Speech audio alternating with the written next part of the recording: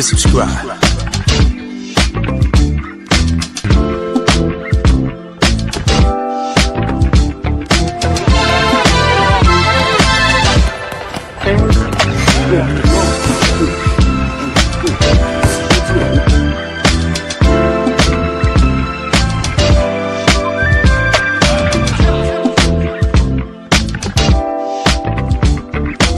Subscribe to my guy, Uncle D.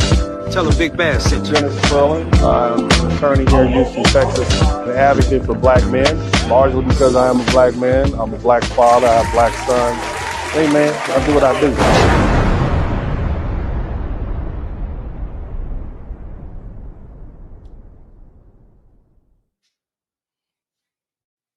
What's up, everybody? Welcome to the broadcast. Shout out to everybody in the chat room, man.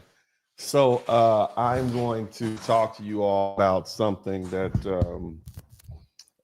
basically is kind of just fell in my lap. You know, I respond to people in my comment section oftentimes. And I really read all the comments because it helps me understand where people are coming from. And so today I had a young lady who asked me a simple question, and it was, you know, she basically said, I've never heard you criticize black men, never hold black men accountable. And so I will let you all see that. It's still present on my page now, on my post page where you post things. So I'll pull that up and I'll let you guys take a look at that. Shout out to Urban Eagle. Thank you so much. Here's a screen. Young lady made this post. Never heard you hold black men accountable. Don't love their mothers. Where was their fathers? And this is from a broadcast that I did probably several years ago. But either way, I thought about it. You know, I thought about it and I responded. And that's what we're going to talk about tonight. Now, I know that, you know, as you guys know, I don't really talk about relationships. And for the most part, I've expanded my broadcast.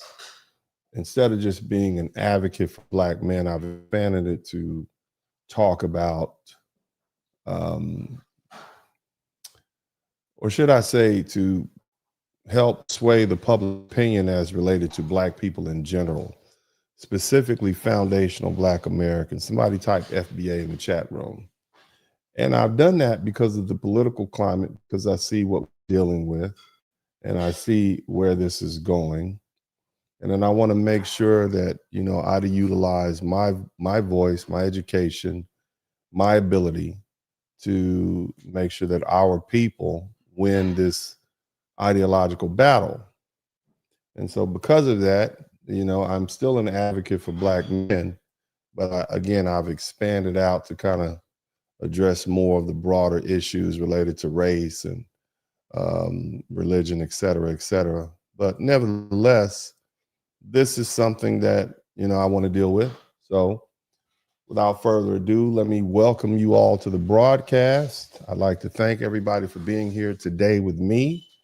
As you know, my name is Dennis Spurling. And as I indicated today, I'm going to talk about a post that I received on my page. A young lady commented and, you know, she said, I've never heard you hold black men accountable. And this was in response to a broadcast where I talked about how one of the issues that black men have with black women is not necessarily related to the actual black women that they are dating, but rather it stems from relationships with their mother. And any psychologist worth their salt will tell you the same thing. And then the young lady immediately said, well, where's their father? Okay, so without digging into that, when I saw the comment, I actually thanked her, okay?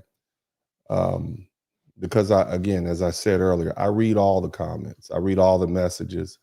I genuinely appreciate the feedback. Whether you think it's positive or negative, I accept it and I deal with it as part of what I understand to be the collective thought consciousness of black people. And these are the ideas and frustrations. These are the narratives, they're the beliefs that circulate in our community. And they didn't just come from nowhere. Okay. Now, as you all know, I'm a lawyer. And so my response was based around my perspective. And I basically said, as a lawyer, I don't advocate for everyone in the courtroom. Okay. I advocate for the person I represent.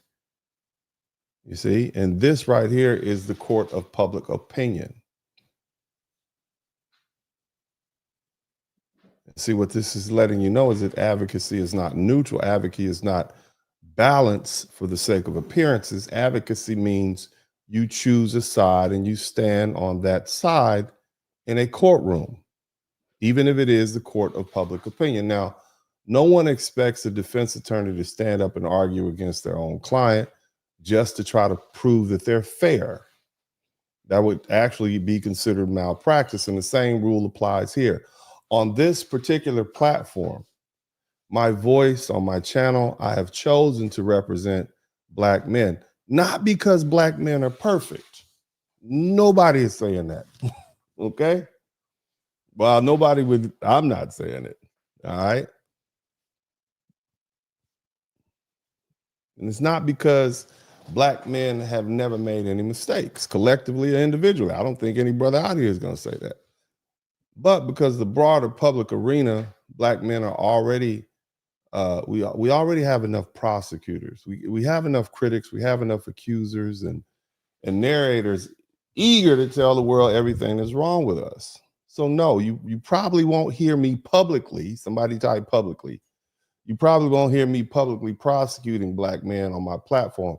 That doesn't mean I'm not aware of the issues. It doesn't mean I don't understand accountability.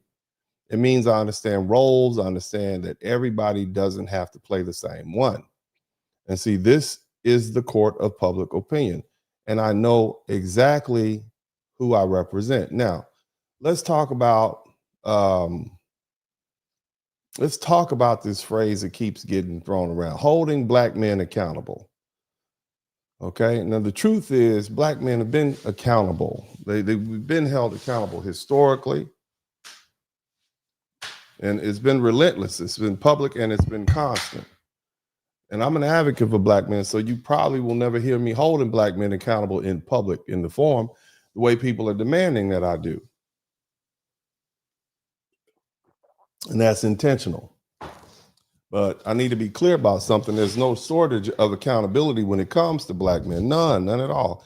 There are hundreds, probably thousands, maybe even millions of think pieces, academic papers, sociological studies, and opinion columns dissecting what Black men have done wrong, and there are movies and television shows where a Black male character is absent or abusive or irresponsible or some sort of criminal or disposable. There's music that reinforces the same narrative. There's newspaper articles that frame Black men as the root of social dysfunction in America. And right here on YouTube, there are countless channels, some hosted by Black people, some not, whose entire business model is built on publicly criticizing and diagnosing and pathologizing and condemning Black men. And this isn't new. This goes back hundreds of years. From slavery to Reconstruction, from Jim Crow to modern era, Black men have been scrutinized and blamed. We've been regulated. We've been punished, and it's been explained to death. There's never been a period in American history where Black men were left alone, where we weren't held accountable, not socially, not legally, and not culturally. So the real question is this, and I want y'all to pay attention. And I want all of you all who have YouTube pages, who aspire to have YouTube pages, I want you to listen. The question is, why is it that they want me? one of the few voices openly advocating for black men to join the chorus on my platform, this YouTube page, this Dennis Spurling podcast. Somebody type Dennis Spurling podcast in the chat room. Why me? Why do you all think me? Huh? Why is the demand always that the advocate must also be the prosecutor? Why is it never enough that there are endless spaces dedicated to telling black men what they've done wrong, what they failed at, what they owe, what they should be ashamed of? I think Charlie Kirk's last words was something about gang violence, and the implication being, black men are the issue. We weren't even there.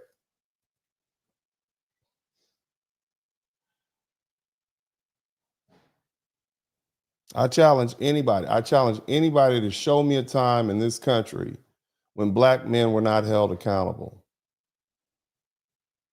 In fact, I would argue the opposite. I would argue that black men are routinely held accountable for things we have absolutely no responsibility for. We get blamed for structural failures. We get blamed for racist policy decisions. We get blamed for purpose economic sabotage of the black community and black wealth. Cultural narratives created without us and imposed on us. We're blamed for outcomes we didn't design, systems we didn't control, and conditions we inherited rather than created. So no, I'm not going to pretend accountability is lacking. But what is lacking is balance. What's lacking is advocacy. What's lacking is someone willing to say enough piling on. And that's the role I've chosen to play. Now, you want me to tell black men they ain't shit. I get it. See, that's what it really comes down to. You want me to stand or sit here and publicly say that black men ain't shit. You want me to call them dusty? You want me to call them subpar? You want me to call them deadbeat daddies? You want me to tell them they don't take care of their women, they abandon their home? This is what you want me to tell them. You basically want me to tell the world they're violent, they're pathological, that we deserve whatever we get, whatever happens to us. And see, I want to be honest with you guys. That's an avenue that a lot of YouTubers have taken. It's the quickest way to get numbers up. And I'm telling the truth. You have channels whose whole entire focus is telling the world about dusty black men who ain't shit. Excuse my language. And see, that content is a business model. It's not truth. It's not a truth-seeking exercise, because outrage sells, and contempt sells, and public humiliation sells. They basically want you to participate in the public lynching of the black man's reputation as a whole, all of us. And see, the thing is, there's a deliberate, repeatable formula in media, especially on YouTube and social platforms, black, white, Hispanic, whatever, where bashing American black men, foundational black American men, is the fastest way to gain attention, the fastest way to get views, and the fastest way to get validation. Content that frames foundational black American men as subpar, and it's only FBA men. That's it. They want to paint us as irresponsible. They want to paint us as uniquely defective.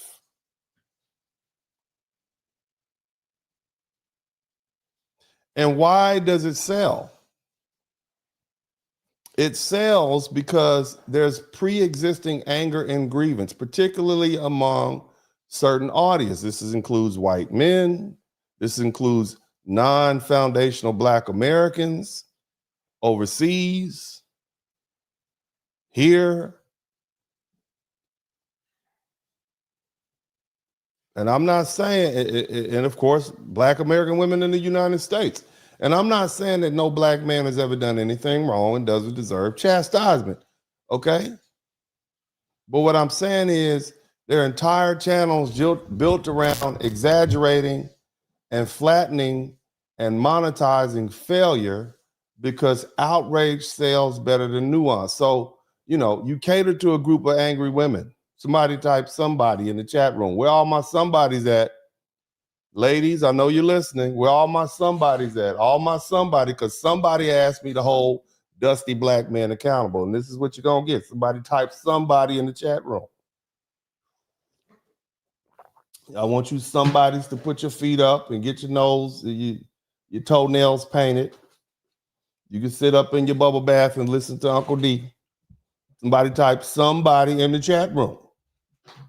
And somebody know who I'm talking to. Somebody asked me to hold dusty black men accountable. Somebody.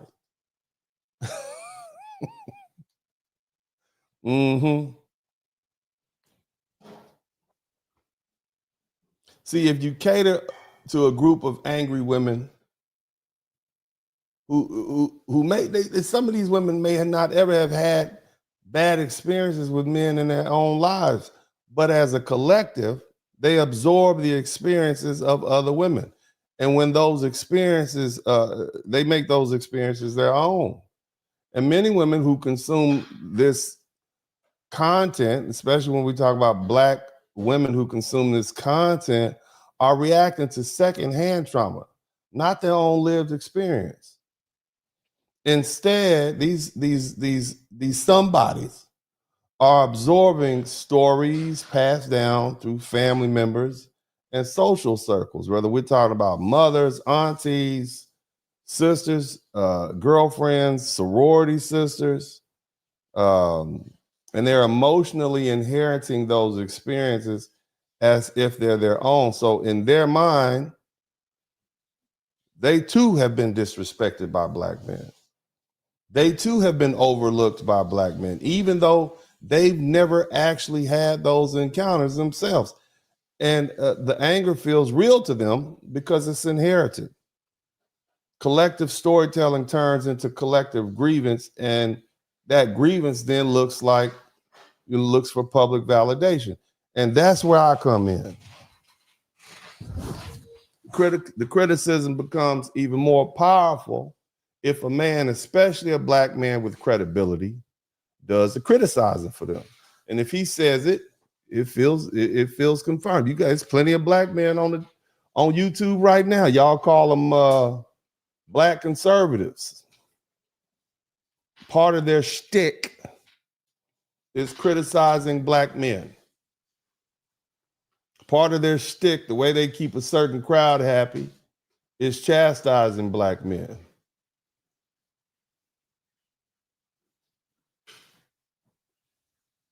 Shout out to Black Adula.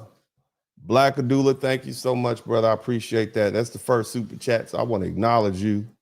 Thank you so much. And you know what? I am going to open up the chat room. I want this is going to be something called Critics Corner. This is my critic time. You want to come complain about something I said this week? Of course, all the white supremacists, you work them. I was on the white people's butt all week. I was on them.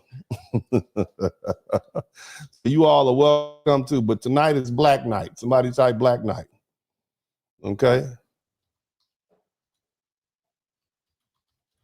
Okay, come in and give your critiques. But you all are welcome to come in. The only thing I ask is that you cam up. You can come in and talk to me about anything. Again, I listen to what you say. I'm not going to treat you, but I appreciate pushback. I like it. That's the way we learn. Okay, that's what we keep. As long as people are talking, you can work things out. But again, so tonight it's Black Night. I've talked about white people all week, and I did a broadcast and talk about Nazis and Nazi women getting banged by black soldiers. I'm sure white supremacists are mad at me, but I don't care. You're gonna hear it because it's truth. It's in your history books. You hadn't been taught history correctly. You see, you have had an interpretation of the facts, which were deemed acceptable. You see, but we are grown-ups over here. We're gonna deal with the real thing. But again, The reason that they want me to criticize black men, because it's more powerful when it comes from a man like myself. See, if somebody like me says it feels concerned, why is that? Number one, I'm older. Okay. That means something. Another thing is I'm educated, which means a lot. Because a lot of folk, a lot of folk, they smart, but they didn't, they're intelligent, they're wise, but it's something when you get that education and you have to deal with those brilliant people, those people who try and test you and push you, and you have to learn it. From trigonometry to ancient writing arts. That brain gets a lot of crinkles in it. But it demonstrates that you also have stability. So education for a black man, growing up when I did, I'm a father. And I would like to think that I'm a good father. I'm an involved father. The other thing is I'm a businessman, whether we're talking about the law business. Speaking of which, make sure you hit me up at 713-229-0770 if you've been involved in a car accident. Let me go ahead and say that now before we get going. I run everybody out of here. You can call me if you've been involved in a car accident. But bottom line is I'm a businessman. I'm a practicing attorney. I'm a homeowner. I'm financially well-to-do. So I carry weight, not just on YouTube, but in the real world. So the goal becomes to get me to say it, get me to do the dirty work. If someone like me joins in and piles on black men, it becomes a stamp of legitimacy. It allows people to say, see, even this guy is saying the same thing about those blacks, those black men. And see, that's not accidental, it's strategic. And this isn't new. This is the same thing that the so-called black conservatives do. They build platforms by attacking black people in general, especially black men, because it's rewarded. But just like those channels, eventually it runs out. And you see it happening right now. You see a lot going on right now on YouTube. Okay. None of my business, though. I don't get involved in other people's business. I mind my business, but you see it happening. We've seen it happen before. The link is in the chat room, by the way. Anybody who wants to come in and wait in line. But again, those black conservatives, they build the platforms by attacking black people, especially black men, and they're rewarded. Just like those channels, eventually it runs out. Eventually the grift ends. You can't build longevity by attacking your own people for applause. And quiet is kept. Black men and make things hot in the black community, not black women. Okay. We make hip hop hot. We make fashion hot. We make music hot. It's black male star power that brings the attention. And then black women will come in and they'll incorporate themselves into it. Right. And if you don't believe me, look at YouTube right now. This was predominantly, or black YouTube was a predominantly black male space. And I would argue that you have more black female content creators who are blowing up than black men. I mean, look at me. I don't even have 100,000 subscribers. You have some people that come in, they got 100, 200. Hey, it is what it is. They can come, brothers make it hot. They clear the landing zone, and then the sisters come in and they build right from there.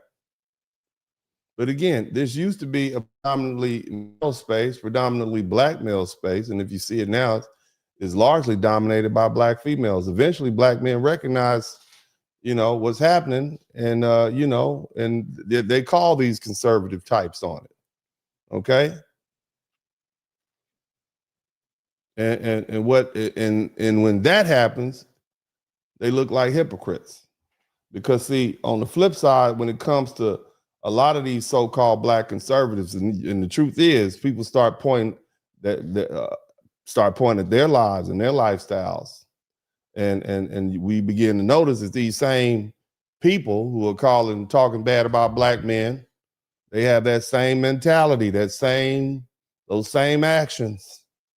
those same shortcomings as the very men that they attempt to denigrate, right? Shout out to Cool Joe Scott. You know, they call them scammers, and you know, they're turn out to be hustlers, ex-convicts. They cheat on their girlfriends, they cheat on their wives, they don't take care of their children, they're cowardly, and that gets exposed. And these so you know, and otherwise inept men with no fame or success outside of YouTube, they don't have anybody who can validate them in their longevity. The same men that they call lowlifes and degenerates, or claim that are holding the black community back, and they're those type of men. And once that contradiction is exposed, it's over.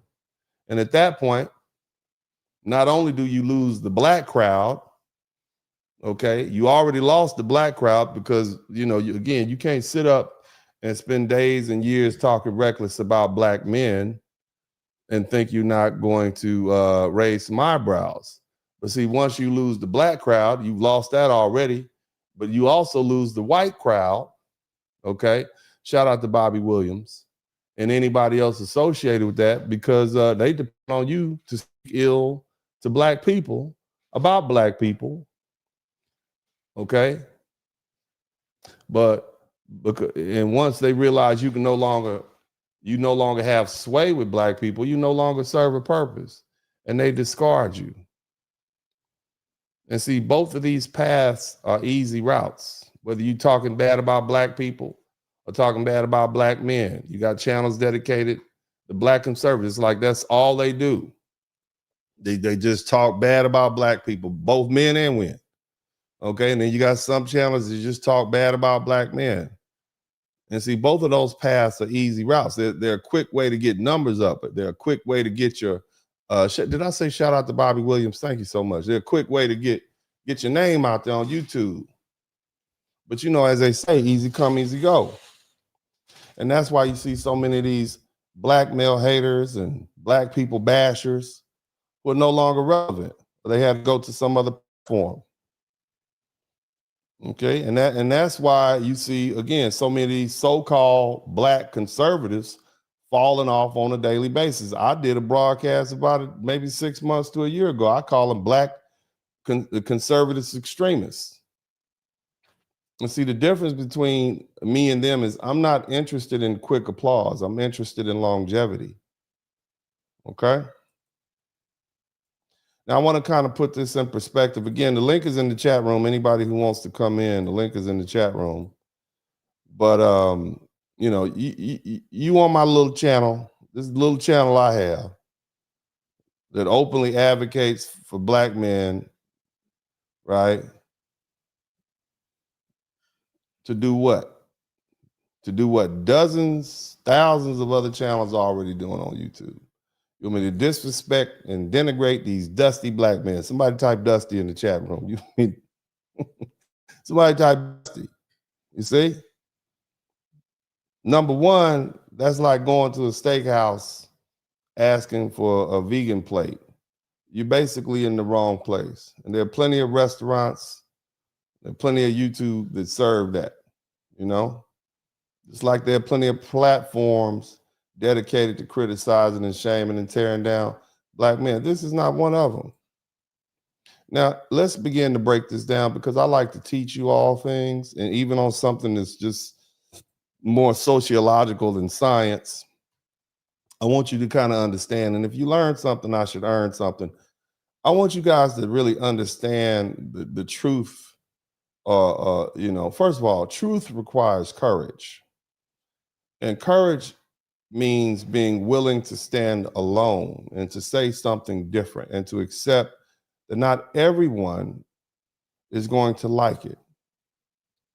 It's better to speak the truth, because there's longevity in speaking the truth.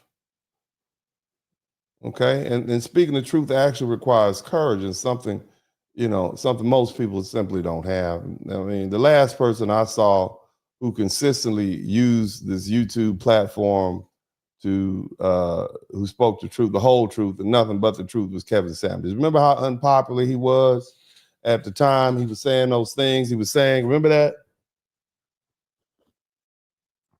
Do you all remember how unpopular he was with folk? Somebody type somebody. Them somebodies did not like him. Okay. But you also see he would pull down $1,000 super chats. He was rewarded heavily. Okay. Not just in money either. He got the finance, but in reach and influence and respect. People still talk about this man. This man was a YouTuber. And people are still talking about him 4 years later. Who was your senator 4 years ago? All you black, let me show you how relevant. Who was your senator of your state 4 years ago? Do you know the name of the vice president for Donald Trump before this? You don't even remember, most of y'all. You see? And here we are 4 years later, and Kevin Samuels' name is still ringing. He's still trending on the internet. See, people may not have liked what he said, but they listened. And they listened because it hurt their feelings, but they recognized it was the truth. And so the reason Kevin and I became friends and the reason he respected me is because I also spoke the truth. I did it in my own way. I was courageous and I was brave enough to do it even when people didn't like it, even when it was unpopular, even when it cost something. And we had a mutual respect for each other, you see? But the bottom line is this: you're rewarded for speaking the truth. And many of you saw Kevin, again, he was heavily, I remember I saw him in April in New York, the month before he died, and we were sitting at the restaurant. It was me, lead attorney, and MTR, mediocre tutorials and reviews. We were sitting at a restaurant, April 2022, and we were just having a conversation about the YouTube business and where we wanted to take it collectively. And Kevin showed me his readout from the month before. The man had earned $500,000 in YouTube money the month before. That was the previous month. And see, people rewarded him for being honest, okay, in a time when no one would be honest to women about their behavior. You see what I'm saying? So you get rewarded for truth. It's hard. It's hard. You got to take a lot of flack. But again, you get rewarded for truth. Now, the truth is this. I want y'all to listen to me. Be very careful. I want you to hear what I'm saying. The truth is, I do hold you dusty black men accountable. Somebody type Dusty in the chat room. I do. I do hold black men accountable. But I do it in a different way. I do it deliberately. I don't criticize black men publicly in any way that can be used against black people as a whole. Now, if you catch me behind closed doors, I'll tell you the truth about yourself. Whoever you are, man, women, child, dog, muppet, midget, a mouse, I'm gonna tell you the truth. That's who I am.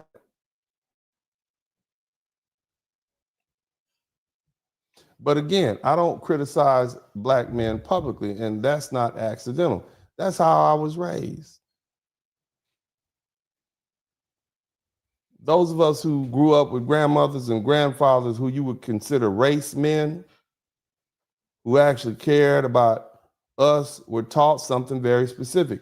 You don't criticize and degenerate or denigrate and talk bad about black people in front of white people ever. Somebody say I'm cuddly. Don't be up in here telling me I'm cuddly. Don't you do that.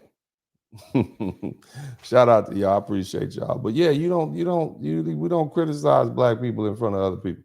And now some of you all, they call that bourgeoisie. Y'all call that the black bourgeois. Y'all say, oh, that's that boule thinking. I'm gonna say what I want to say. You can call it whatever you want, but those values, what I was taught, and there was wisdom behind that. See, our elders at that time understood that too many people today, something they don't understand today, and they refuse to accept. Racist white people people already looking for confirmation of their bias. They don't parse nuance. They're not interested in distinctions. They're not going to separate an educated black man from an educated uneducated black man. They're not going to separate a law-abiding black man from a criminal-minded black man. A disciplined black man is no different than an undisciplined black man to them. We all black. So when you stand up in public and you use your education and your huge platforms and your political position to speak down on black people in front of white people, really in front of the world, you're not being honest or courageous. You're being reckless. Because what you say will not be used to uplift. It will be used to confirm what they already want to believe. And see, our elite, our knowledgeable ancestors understood that. They understood that public criticism in hostile spaces does not land us accountability. It lands as validation for racism. And once though, in bigotry and prejudice. And once those narratives are validated, they don't stop at the people you're criticizing. They fall right back on us. They make all of our lives harder. They affect how we're treated at work, how we're treated in courtrooms, how we're treated in schools, how our children are treated in schools, how we're treated by the police, how we're dealt with in banks and other institutions. And they knew that. And I'm gonna say something to make y'all mad. I don't care. I want you to hear it. You know, that's why all these low-class black people opening their big mouths, criticizing black people openly for white people and others, you know, they use that against us. Having class is not just about having money. It's knowing what to say, when to say, and how to say it. And sometimes when to keep your mouth shut. You see, that's class. How to comport yourself in public. And this is the public. That's why I have the coat and tie on. I'm in the public. Got this nice smoking jacket on for you all. You understand? There's a reason. Now, again, and I'm gonna keep putting this link in. I'd love for you critics to come in. That young lady who, you know, had something to say to me about, you know, not criticizing these dusty black men. I'd love for you to come in and we can talk. But again, let me run that back. The distinct class is not high class, or class is not always about money. It's about consciousness. It's about discipline. It's about responsibility. There's a book called Our Kind of People.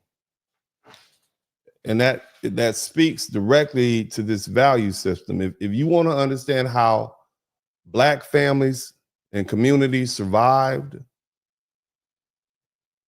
and thrived and passed something down despite hostility, you should read that book and start patterning how you raise your children after those lessons. Unfortunately, many of those elders are gone, and now we have, you know, old people who never grew into elders and standing in the place of influence without wisdom that position requires. So instead of public shaming, right, we see this behavior. Now, the other thing I do, okay, you may hear me openly criticize black men, but you will hear me actively discourage black men from doing stuff like cheating on their wives. Have y'all heard me say that? Don't cheat on your wife. Don't cheat on your girlfriend. That you've heard me say that? Don't cheat on your wife. Don't cheat on your girlfriend. So again, let me take the opposite. Since we're talking to critics, look, marketing genius. The link is in the chat room. You say I'm not. Miss Spurling is not a black man. Come on in. This is your day. It's your time to shine. I want you to come in and tell me. Tell everybody. I want all of you all to come in. Look, I'm trying to tell y'all, baby, I'm going to listen to you. I want to hear what you have to say. I want you to tell me all the reasons why I'm not black. I'm not a black man. Tell me, please. I'm here for you. Okay? And look, I'm not going to beat you up. I might just ask you some questions and we'll let the people decide. Anybody who says I'm not a black man, come on in. I'd like to, I want you to, hell, I want the white people. White people, do you think I'm a black man? Y'all gonna let me join the country club half off? Since I'm not a black man, I'd like to know what I am. I'd like to know what I am. Am I like some kind of space alien or something? Let me know. But the link is in the chat room. Come on in now. Don't run away now. It's your time to shine. Okay, so don't sit and criticize from behind the little dark screen. I need you to ease on in here. Where you at? Don't run. Somebody type, don't run now. Don't run now. Okay. But you know, and y'all make sure you hit the #1 button and subscribe to the channel if you hadn't already. I'm marching close to 200,000, and I know it's taking a day. We had a long week. Weren't we doing a lot of work this week? We did a lot of work this week. We was working, man. So this is kind of like a chill day. So I'd love to have y'all come in. Where my critics at, man? Let's get the critics in here. Let's talk. But again, as I said before, I do hold black men accountable. Okay, but I'm not. I do it through character, not chasing clout. And that's why I tell you, brothers, I say, black men. I talk to men. Don't cheat on your wives or your girlfriends. Is there anybody else on YouTube who tells you not to cheat on your wives or your girlfriends?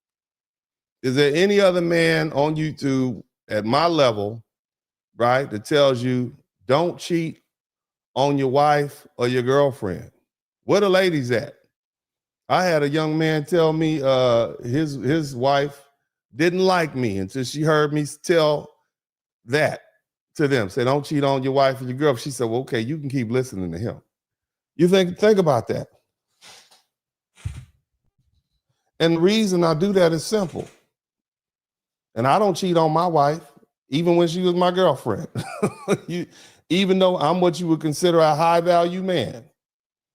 You see? And I say it open. I'm proud. I love my wife. You understand? And the reason that you don't do that is because cheating creates jealousy. It creates instability and it breaks up families. And family stability matters. Now, I'm not accusing any of you brothers out there cheating. Ladies, if you sit next to your man, I want you to look at him right now. I want you to look at the side of his head. I want you to look at the side of his head and just, when I say what I'm about to say right now, I just want you to look at him. And if he flinch at all, I want you to grab the closest pillow you can and try to wallop him upside his head. Okay? Look, I want you to look at him. Okay? Tell him, look at him. Brothers, don't cheat on your wife or your girlfriend. You can't do that. Okay? Don't do it. It's not right. You don't, look, let me tell you something. I know my friend Kevin Samuels, he actually disagreed. We disagreed on this point. And I want to be clear. I'm not raising this to diminish Kevin in any way, but I'm here to clarify where my standards come from. Kevin used to say that high value men have options. And I understood what he meant from a sexual marketplace perspective. I get what he meant. But see, my position has always been this: whether you're a high value man or a low value man, whether you're a rich man or a poor man, you should want to be a moral man. Okay? You should want to set an example. You want to set an example for your sons. You want to set an example for your children. You want to set an example for your community, because see, leadership is not just about options. Having money or being a high value man is not just about how many women that want to be with you. It's about responsibility. The community can't survive on option. It survives on discipline. You see? And on top of that, I want black men to maintain the moral high ground in the house. You can't be the leader of the house. You can't be in the household. We got all these folk talking about they Christian and don't even understand the true values of Christianity. You can't be the leader of your household. You can't be the moral leader of your household the way the Bible calls us to be. And at the same time, you cheating and engaging in all kinds of immoral behavior. Nobody's going to follow you. And if they do, say they do for other reasons. You don't want people to follow you because you have money and you pay the bills. You want them to follow you because you're a moral leader. You see? Because otherwise they're going to see you as a hypocrite. Leadership requires integrity. And integrity doesn't change based on your income or your status or your options.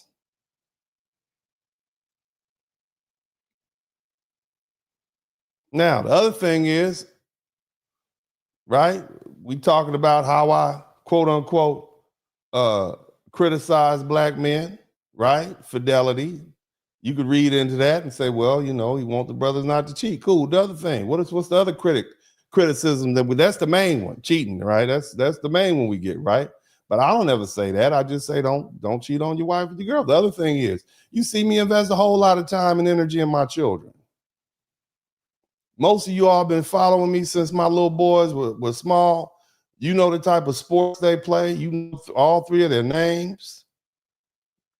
Because I involve you in that. I invest time and energy into my sons.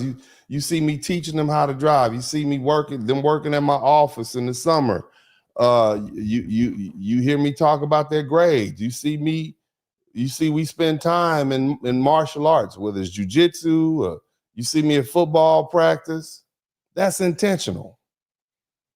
I'm showing what involvement looks like without criticizing brothers for not being as involved as they should. You see the difference? You see how that works?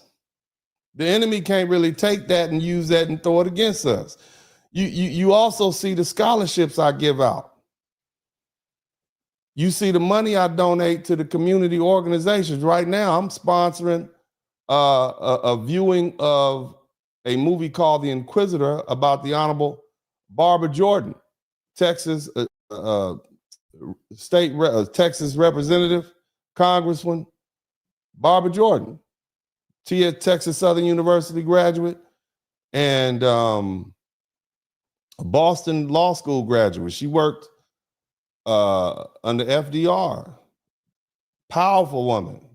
They say when she spoke, it sounded like the voice of God when she spoke. She was crucial in the President Nixon impeachment hearings. You understand what I'm saying? And so I'm sponsoring the kids up at TSU. The movie costs $1.4 million to make. They're about $100,000 short. And so what I'm going to do is host a fundraiser. I'm going to get all the rich people in Houston to come and show up and give some money. I'm going to give some money. I'm sponsoring it. We're going to have it in a nice place called River Oaks. It's a beautiful custom movie theater over there that dates back 50, 60 years. It's just beautiful. And we're going to host it there. See? And I'm not doing it for clout. I'm not doing it for money. I'm doing it because Barbara Jordan, and you guys have seen the video I posted up here, because she was number one, she was a brilliant Black woman. She was a brilliant foundational Black American woman, right from Houston, Texas, 5th Ward. Somebody type 5th Ward in the chat room, right from 5th Ward, Houston, Texas. And we need to highlight the success of our people. You don't know how many young Black women and young Black men that will inspire. And that's what I do with my money. Yeah, I got Rolexes and nice jewelry and nice cars, but my kids got nice cars, but you don't see me flaunting that. That's not what I'm about. You see me giving out scholarships. You see the money I donate to other community organizations. You see the youth football that I sponsor, the athletic programs that I sponsor, because the community doesn't sustain itself. It requires investment in charity and giving. But I don't tell you to do it. I don't tell Black men, y'all need to do more of this. I don't do that. I just show me doing it. I don't criticize you. I just this is what I'm doing. So you'll see it's okay. It's been many of men, even when we talk about my children, there's been many of brothers over the past 15 to 16 years who've been inspired by the time and energy I spend with my sons. So without criticizing black men, I pattern things. I lead from the front. You see? So you see me show kindness and generosity towards our community because self-respect starts with how you treat your own people. I love myself. You see, and I love my people. And see, the other thing is you don't take control of your community through threats of force. We do it through love and discipline and charity and responsibility and grace. Somebody type grace in the chat room. We do it through understanding. And the other thing, as I mentioned, you see me encourage physical fitness. You see me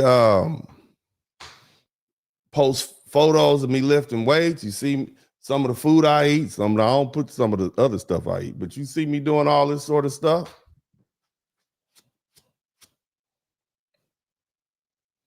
You see me in my journey on jiu-jitsu. You see me doing that. White belt back in October 2021. Now here we are in January 2026. I'm a purple belt. That's a big deal. That didn't happen by accident. I'm a small percentage of people in the world, very tiny percent of foundational Black American men. And it happened through consistency and discipline and commitment. I pattern that for folk to see. I'm telegraphing behavior. I'm holding Black men accountable because I understand these are the areas we need to focus on: family, our children, our health, our community. Our children are our future. That's the most important legacy. So you see me hugging my children. That's not accidental. I don't put that stuff up there randomly. It shows that I don't just have, a functional relationship. I'm feeding you and you're my son. No, we have a loving one. And it shows an emotional presence. It shows our cares. How many of you Black men and women out there would have loved to have your daddy hug you more and show you that he cares for you? How many of you all wish you could hug your daddy? How many of y'all had the daddy out there? Oh, be tough, boy, be tough, and get to hitting you upside your head, right?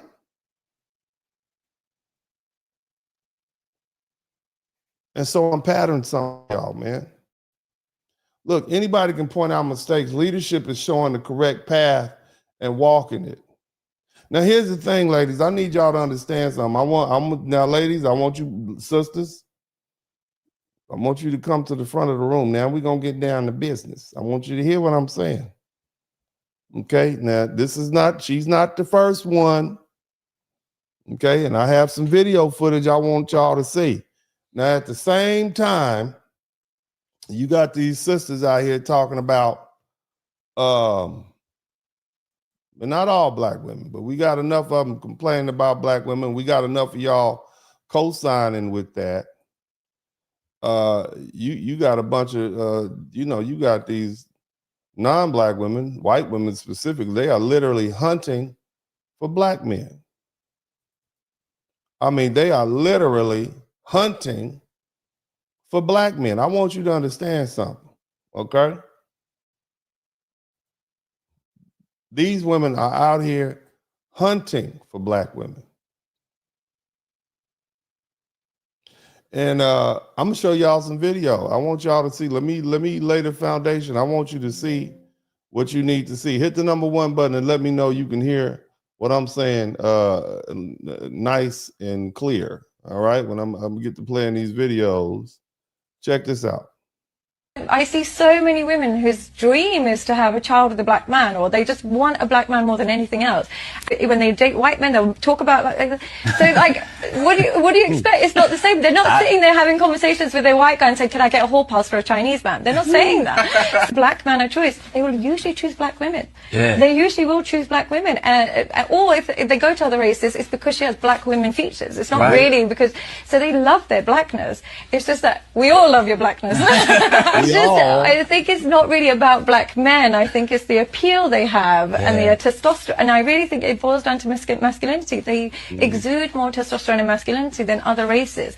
So they become universally desired by women. Now, this is not all women. I'm just saying in general, they have more. You could travel to any country, you join Tinder, girls will match with you. It's any country. Now, if you do that same thing as like a Pakistani man or as a Vietnamese man, you don't have the same luck. Well, that's the young brother. Y'all know that young brother right there. He's a very well-spoken young man. But let's go on to the next video. Y'all, thank you, Dre Harden. Again, y'all want me to talk about black men? I mean, the young lady wanted me to talk about you dusty black men. Well, you know, this is what I do. We have to get a consensus. Hit the number one button if you can hear. Not again. Latvia is not a safe country. If you're a single man and you go to Latvia, like, okay, you might want to be approached, but if you're married, you absolutely stay clear of Latvia. If you're a married man and you go there with a ring on your finger, it doesn't matter. The girls will literally, like animals, pounce. If you're a foreign man, you got a wedding ring, even more of a challenge. And trust me, these Latvian girls love a challenge. I mean, they're in constant competition because there's just not enough men. They crave men like you. Somebody type crave in the chat room. Somebody type crave. Somebody type delicious. These women think you black men are delicious. You hear me? We're gonna go somewhere with it. They think you black men are delicious. Married or not. Do you know how many men I know who have been married, gone on a lad's trip because there was a couple of single guys who wanted a woman, ended up cheating, having an affair. Oh no, some of you brothers are booking you trying to find where Latvia is right now. You booking your tickets right now. You trying to figure out how you can some money around your 401k. But inside the Latvian woman's oven, boom. Divorced because he only went on holiday and then got another family, you know. Happens all the time. Just be careful. Yeah, Lord. Let's keep listening. Let's just keep watching the videos. Women are drawn to black men. The answer isn't just about looks. It's deeper, more emotional, and even cultural. Many white women say they find black men naturally confident and expressive. Their charisma, energy, Somebody type dusty black man in the chat room. Dusty. Somebody type dusty. and ability to make people laugh stand out. Others admire their strong sense of identity, resilience, and pride, traits built from generations of strength and perseverance. Physically, some are attracted to their athletic build, deep voice, and unique sense of style. But beyond appearance, many say black men bring warmth, honesty, and passion into relationships. They often communicate openly and make their partners feel valued and protected.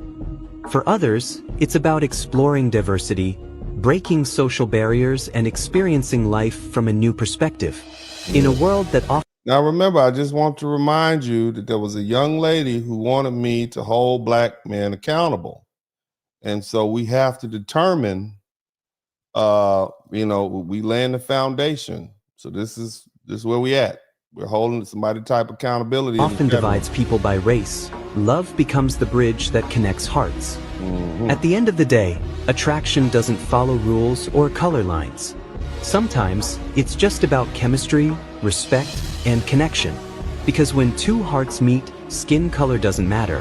What matters is the bond they share. All right, let's look at some more propaganda. Y'all hit the number one button. Proved that yes, indeed, according to her, once a white woman goes black, she's never going back. Just listen to what she said. What about him? Is he like someone that's your type? I don't like white men. Why not? I just never found them attractive. So what's your preference? Dark skins, dreadheads. Okay, so what made you go dark? My first boyfriend just happened to be black, and after that I just, didn't go back. He said happened to be like you happened to be like you just fell on it, right? And it was just there. It just happened to be, oh my God, it was just it's there, and I just really okay. We'll keep listening. This lady said she can't date her own type, a light-skinned person, because her favorite is a black guy, and a lot of people are shocked. But what makes this whole thing interesting is the explanation she gave. Black men or white men? You want the Morris Chestnut or the Ashton Kutcher? Nah, give me my black man for sure. Give me my black man. Yeah. And she probably from the Bronx. I don't advise any of you black men to date any women from the Bronx. Shout out to the Bronx. I'm just telling you, brother, stay away from the Bronx. You don't want any women from the Bronx. And I'm sure there's some women from the BX that are listening to that. Leave them all alone. None of them. Walk away. Okay? Let's keep listening. Why? Because especially if they're a Sagittarius through Capricorn, any of them, leave all from Sagittarius to Capricorn, leave all of them alone. Nothing in from the Bronx. Let's keep going. I'm not really the type to date a white man. No. The white man don't want you, baby girl, but go ahead. That's the Kutcher for you? Honestly, even in my own race, like, you know, like, I can't date a light skin, like, I can't. She Latina from the Bronx. I'm trying to tell you, don't do it, fellas. Don't do it. Go to Brooklyn. Go to Long Island. Get your little Italian from Long Island. Deal with the racism from her Italian dad. Leave these women from the Bronx alone. I'm gonna do a special broadcast on Latinas from the Bronx that have arrived on Earth between Sagittarius and Capricorn. You understand me? Let's keep listening. You know, that caramel, you know, that little chocolate, you know. So what you like about black men? Everything. It's not one specific thing. It's everything. Everything comes with everything. With everything, for sure. Why do you think a lot of white women these days are becoming more interested in dating black guys? Shit, I don't Share know. your thoughts in the comments. Somebody type Dusty in the chat room. You Dusties. Somebody type Dusty in the chat room. Let's keep listening to what these ladies are saying. Here we go. The vampire lady. Long story short, a black American man requested that I make this video through my DMs on Instagram. So I was like, okay, it's a good topic. We're going to do it. So black American kings, what are their best options for dating? Now, I'm going to say exit America. Obviously in America, if you've got money, new money, you dress the part, you're going to be quite popular anyway. If you want to deviate, I think the fact that you're American and you have this swag kind of accent, you know, you'll be just fine. It doesn't, right. I just want each and every one of y'all to know that she scares Jesus out. She's scary to me. This woman right here, if she just got a flashlight and put it up on her head like that and looked at me, I would run out the other room. You hear me? She would scare me. I'm like, go ahead, ma'am. Y'all ever use a flashlight and put it on your chin and look in the mirror? You know, when you're like 7 years old in the bathroom and you put the flashlight under your chin and with the lights out in the bathroom and look in the mirror. I mean, you know, not me. I didn't do it. But I'm just saying, if you ever did that as a child, it would have you very afraid. You would be afraid. That's the type of fear that I have. She's scary. But let's keep going. I would say if you're American to the rest of the world, that's a 10 out of 10. That's a good catch. The fact that you're a black king is great. You're gonna more attract the snow bunnies though. We're dusty, baby. You can't call us black kings. We are dusty. Okay, you calling us a black king is inappropriate. We've been labeled dusty. Shout out to all the dusty black men that I'm holding accountable tonight. In general. So if you go somewhere like Germany, fucking there are so many of them. That's a great destination for you. She said there's so many snow bunnies in Lord Jesus. Where's Dr. Umar? Somebody call Dr. Umar. Go ahead. Hey, there's this hot American guy who's also a black king. King. You're going to be doing so well in Germany. Type black king in the chat room. You're going to do well in Germany. Boy, somebody type delicious. Brothers, they think you're delicious. Okay, let's keep looking. White men won't date a white woman who dates black men has everything to do with penis. Literally. That's what it is. A lot of people believe like, oh, a white man won't date a white woman that dates black men because of her standards and she's lowering her standards. No. They only have that problem with their white fathers or their white brothers because you got this nigga coming in here. What? Look, I was listening. You can't be throwing them N-words around. We keeping this dignified. We're going to be dignified tonight, ma'am. Here trying to touch our assets. A lot of the times, a lot of men won't fuck with you if they know that a man has fucked you with a bigger penis than them. Because men are so egotistic, they're so fucking stupid. That's a lot of things. White men don't got no rhythm. But look, the vast majority of white men don't got no rhythm. You know what I'm saying? You will not be allowed to talk about my white nationalist followers like that. Dear white nationalist followers, I apologize for this rhetoric that this woman is spewing. It's ridiculous. I know you all coming here waiting to throw the N-word at me and be mad. I don't give a damn. Okay, as long as you're looking so I can get some money. But look, you will not sit up here and accuse these white kings of having shortcomings, ma'am. Let's keep going. There's already been this illusion and a delusion that black men got the bigger penises in the world. You know what I'm saying? I'm thinking she's speaking from a personal opinion. Do you have a white boyfriend, ma'am?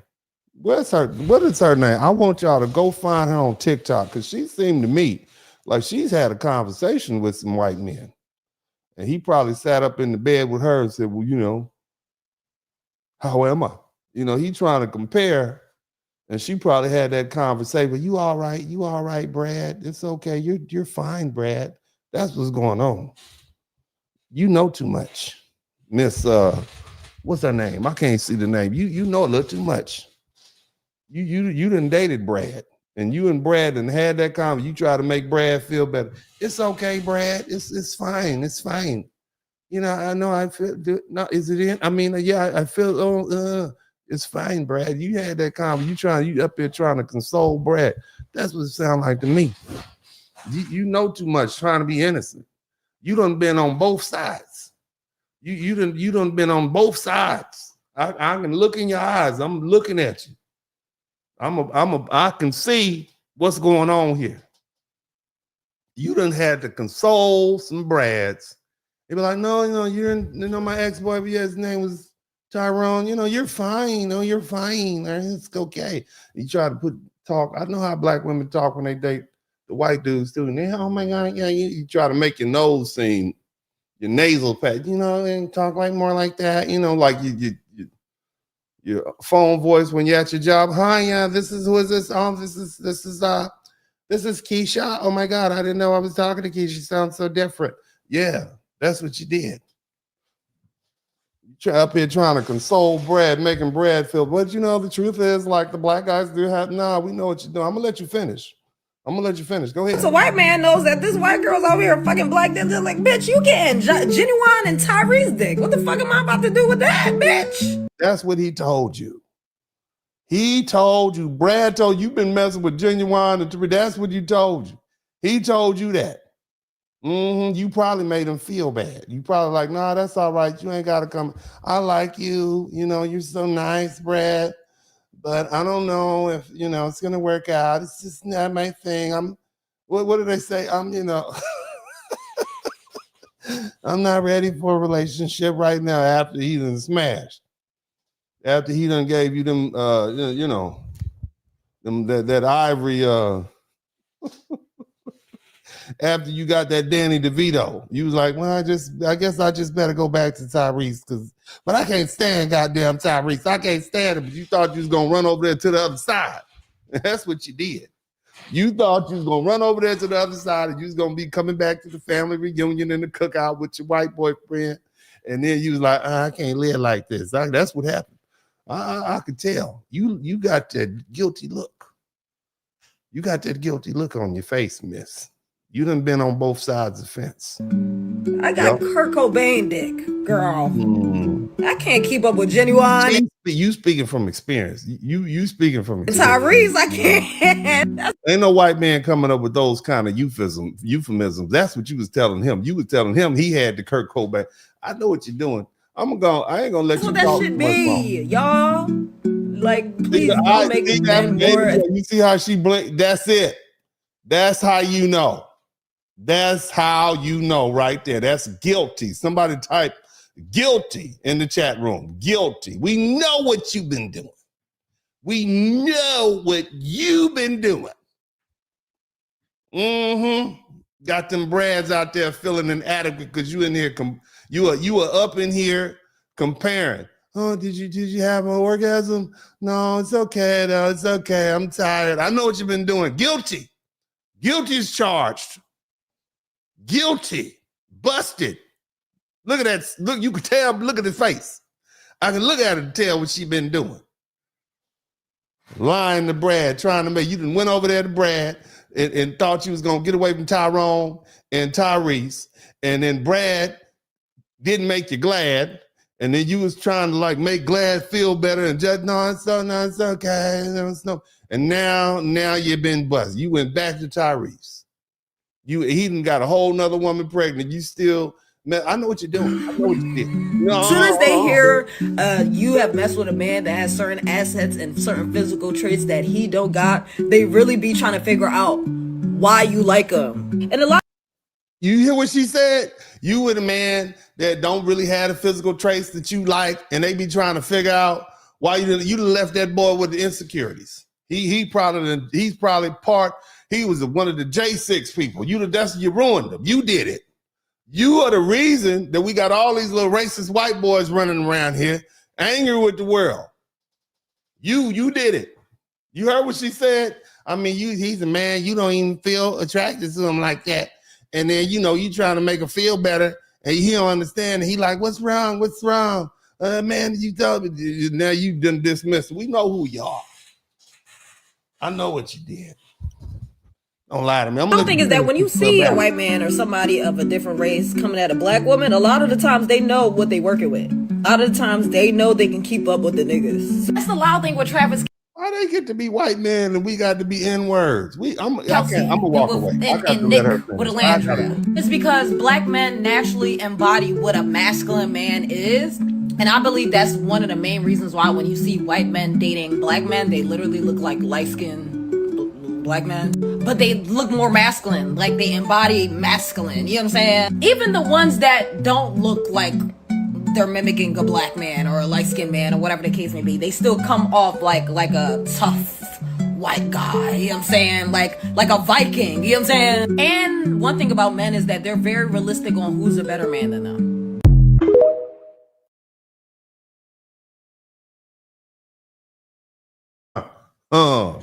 Lying. Y'all know she lying. We know what you did. You out here breaking heart. You done told that man he ain't big enough. You don't feel nothing. He ain't hit them walls right. Let some more white women talk. Man dating a black woman. Yes, I am side-eyeing you. No, I will not be explaining any further. Love you. Mwah! What? Is that racist? But this isn't. If you're a black man dating a white woman, yes, I am side-eyeing you. No, I will not be explaining any further. Love you. I mean, y'all look like y'all could be cousins. Little girl. Let me get you up out of here. That look like your big sister or your daddy. Your mama got a black one. Let's go on to a real white woman. Black guys at all? I do, yeah. For real? Yes, definitely. I think if anybody can, hate to sound cliche, if somebody can take my heart away. She looked like she been drinking a little bit. That's y'all gonna catch a case. If you ever get a white girl talking to you like that, my expert legal advice to you is just go ahead and walk away. Okay, that's what you need to do. But go ahead, little lady, go ahead. When they start moving like that, case. Somebody type charge in the chat room. Somebody type charge in the chat room. That's a charge waiting to happen. Let's go ahead and y'all demonstrating y'all love. Who y'all trying to prove this to? y'all dealing with the racism. That's because you're on the internet. That's why you get in the comments, y'all on the internet with women, bro. They go, of course, people, it's the internet. People gonna say crazy stuff to you, man. I mean, let's move on to the next one. They just broadcasting. Let's see who else we got around here. Oh, Why we like y'all's black men? Because they not y'all's black men. They're not. You don't own shit. And it kind of started, way back in the day. Since we got to go way back there. You know how we were separated and there was some still sneaky stuff going on, right? Sneaky but link. as things evolved. Somebody type sneaky link in the chat. You said grandma was in the sneaky link with the black dudes. That's what you try to tell her? Things evolved, got better. We started to mingle together. Mingle. And somebody type mingle in the chat room. Is that what mingle? Mingle? Okay. That made a lot of us white and black folk happy. It did. And then we got to mingle together even more. And I think that the black man and the white woman just liked each other. Okay. I just think they liked each other. Mm-hmm. And you're mad about it? And see, these women they're trolling black women. Okay, understand what's going on. This is straight up trolling black women. Shout out to International Quiet Storm. They trying to get this rage bait out here. Look at this look. That man is got a meme going on. Let's keep looking at these. Here's another one. Let's hit the number one, baby. Uh-oh, look at that look. Ooh, this girl got that look on her. Oh, baby, why you looking like that? Oh my God. Yeah, I'm staring at you. How? Oh Lord. Is there a problem? Not really. Saddled over there with your black man accessory, and I'm just tired of that story. To be honest, it's basic. But that's just me, personally. Okay. Maybe I'm just a good woman, huh? Like a good girlfriend. Why you even say something back? You shouldn't even say nothing. You should have just been like, okay, yeah. And why you even? Come on now. You need to calm down, Becky. You are surrounded. This is not the place. It's not the time nor place. Okay, let's keep going. Maybe I add value to his life. Oh, add value. I've been with basically said maybe I add value. I'm a good woman. In other words, you're not a good woman and you don't add value. Ma'am, this is not the place. You're gonna get your hair pulled and you're gonna get it wrapped around and twist to the ground. Okay, I'm trying to help you. You just sometimes it's best to be quiet. Sometimes don't say nothing. Okay, you just gotta don't say nothing. Just like look the other way. Don't look. I know the side of your head gonna get hot because she's gonna be looking at you. But just look the other way. Don't do it. him since he was doing community theater. See, she got that short haircut. That means she can run fast and she's strong. She probably hold her hands like this. You don't fight people like this. See that short haircut? She could fight. She probably ran track in high school. You don't want to fight her. I cleaned. I've had his back from the very beginning. I've always supported him. Maybe two good people found each other and I'm a In other words, you wasn't good enough. You good woman who found a good man. Oh no, not that look. That's how my mama used to look at me when she came home and I didn't take a chicken out the refrigerator. Does anybody have that memory too? My mama used to look at me like that. When she come home, kick them shoes off at the front door, put her bag down, and she realized I had been watching cartoons all afternoon and Wild Kingdom and did not. Sometimes they like to have a Transformer, GoBots marathon, and I get caught up. And then that's how she would look at me when I forget to take that chicken out the refrigerator. Did anybody have any never mind. My bad. Flashbacks. Never mind. Okay. Bitch don't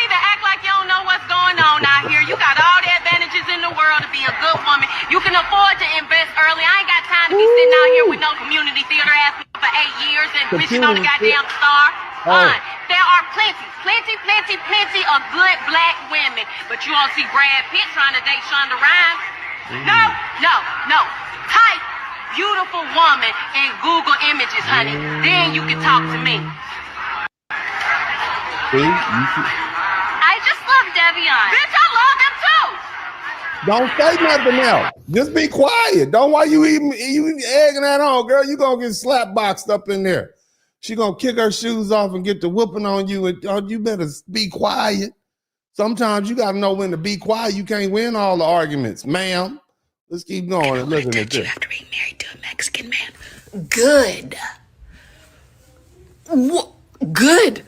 Good. That's good news. Why are you saying it like it's bad news? That's good news. I don't want any man to touch me except my husband.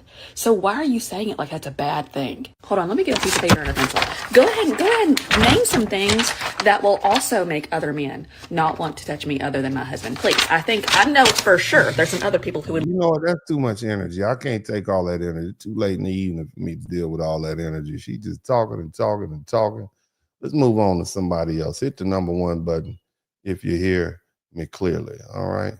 Praise Moses. Women are interested in black guys. More white women are openly dating black men, and it's not by accident. This growing interest comes from a mix of attraction, exposure, and changing mindsets. Many white women find black men physically appealing, confident, and emotionally. Not the black men. You must be talking about another group of. Is there another group of black? We're dusty. Somebody type dusty black men in the chat room.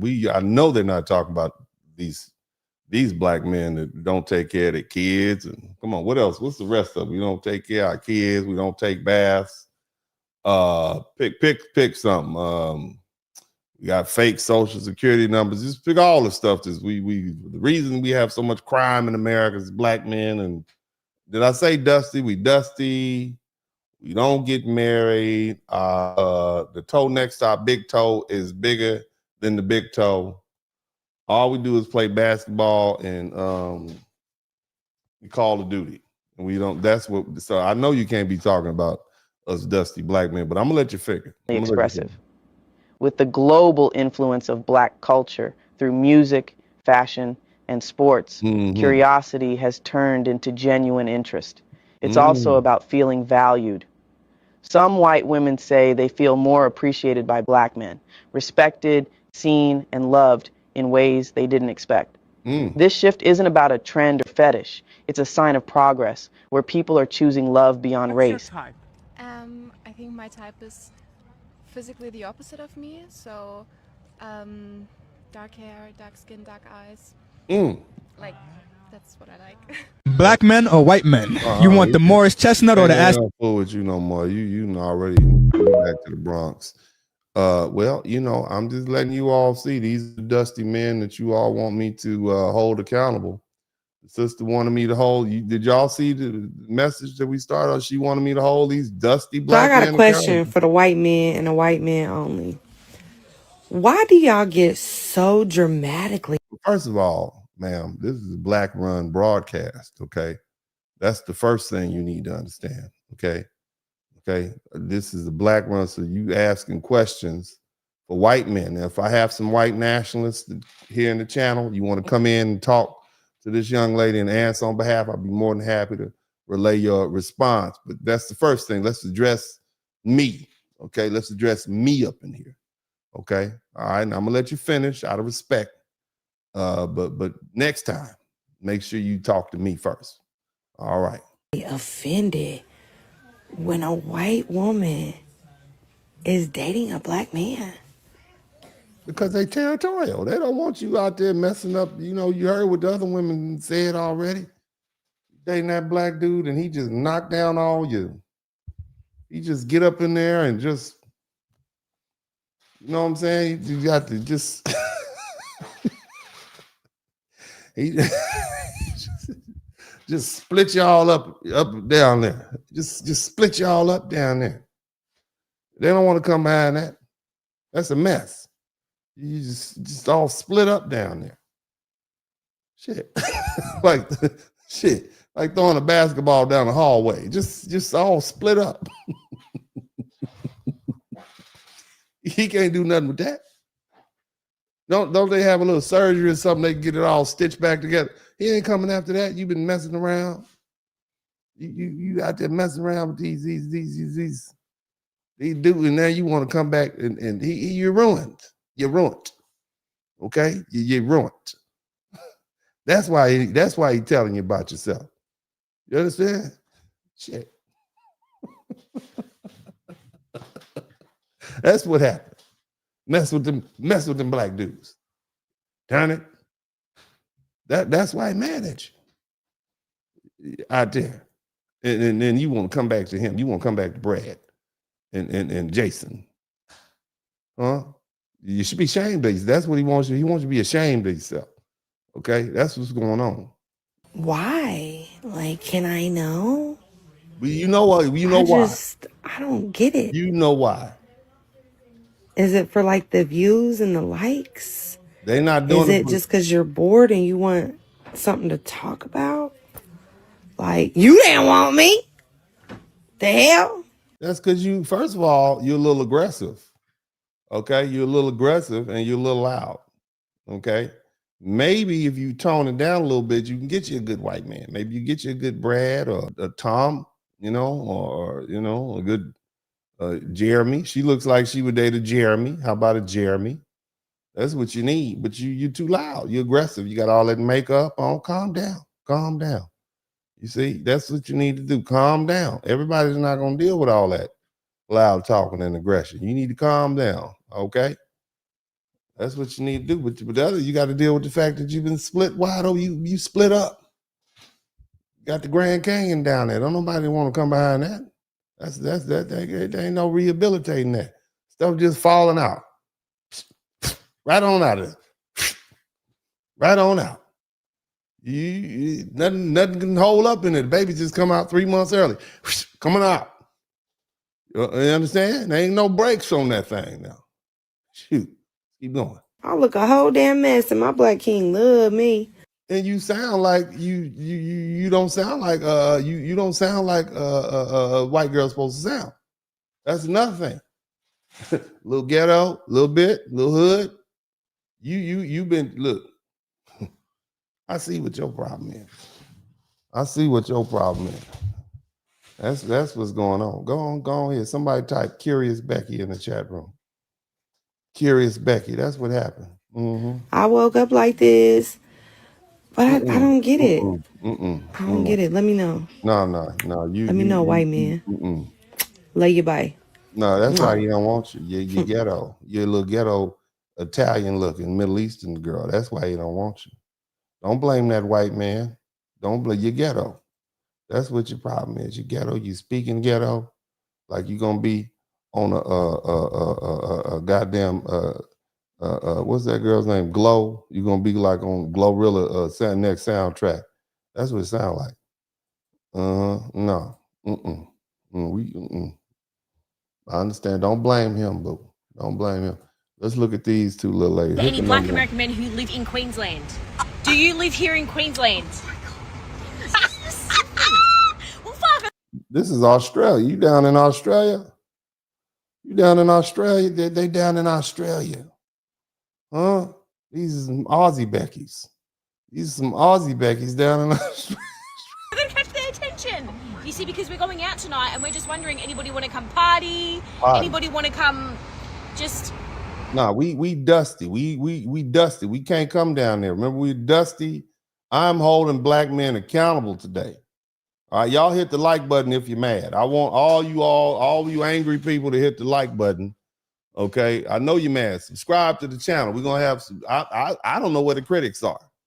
Okay, I did this whole broadcast. I had something else planned. I was gonna keep talking about the stuff I wanted to talk about. You know, tonight was actually tether night. Tonight, I was going to talk to some tethers tonight. That's what you call them, the black immigrants. I had something for y'all tonight. It was going down, but then I got this criticism. I got the criticism.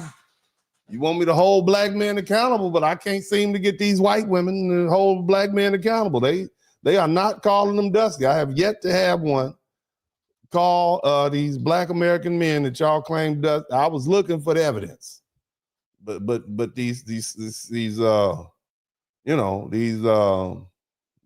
snow leopards are not calling black men dusty. Okay, and so I'm at a loss. All right, I'm at a loss for words. Let's listen to this little Australian Outback Steakhouse snow bunny finish talking. Oh, yeah. Oh, there you go. Do that one. Do that one. Oh, no, y'all look like y'all. No, y'all look like y'all about that life. No, ma'am. No, ma'am. That's dangerous. That's dangerous too. Let's see what else this one got to say. This a little. So apparently I'm awful. It's a cute little. We're gonna get you out of here, baby girl. You're a little past, a little long in the tooth. A little too long in the tooth for the brothers. Let's move on and see what else we got. Okay, what you talking about? Where we are as a society, it's here. Why do white girls like black men? Let's see the comments. No standards. I feel they have a low self-esteem, get anything better. Why is it always people like this that think they're the superior race? Well, I don't know. Maybe that makes Because them and ones don't get no white male attention. Well, I'm a white dude. I tattooed my black to get all the FAT white women hanging low with a pretty afro. These dudes would not be accepted by Hitler's Third Reich into the youth, the Hitler youth. They don't look quite white. Somebody say not quite white. Spelled trailer trash wrong. Yeah. So, oh my God, stupidity, mudshakery, anti-white education. No, y'all not gonna make it. They like being single moms.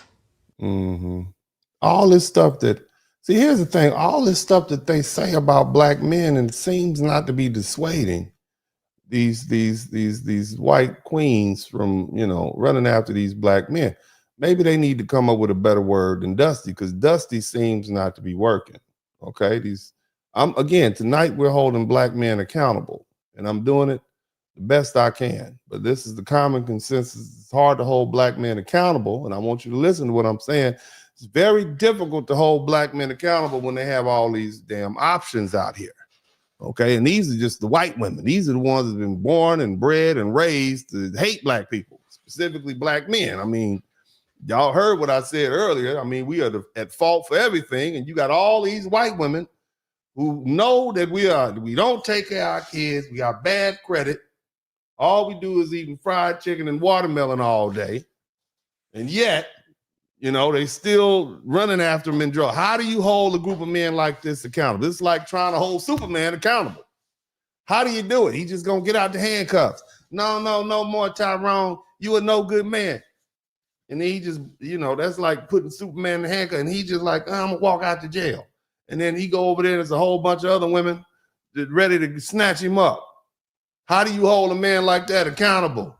Ladies, you want me to hold black men accountable? How can I hold them accountable when they got all these women out here, these white women who have been raised and trained to hate them, and y'all heard the rhetoric.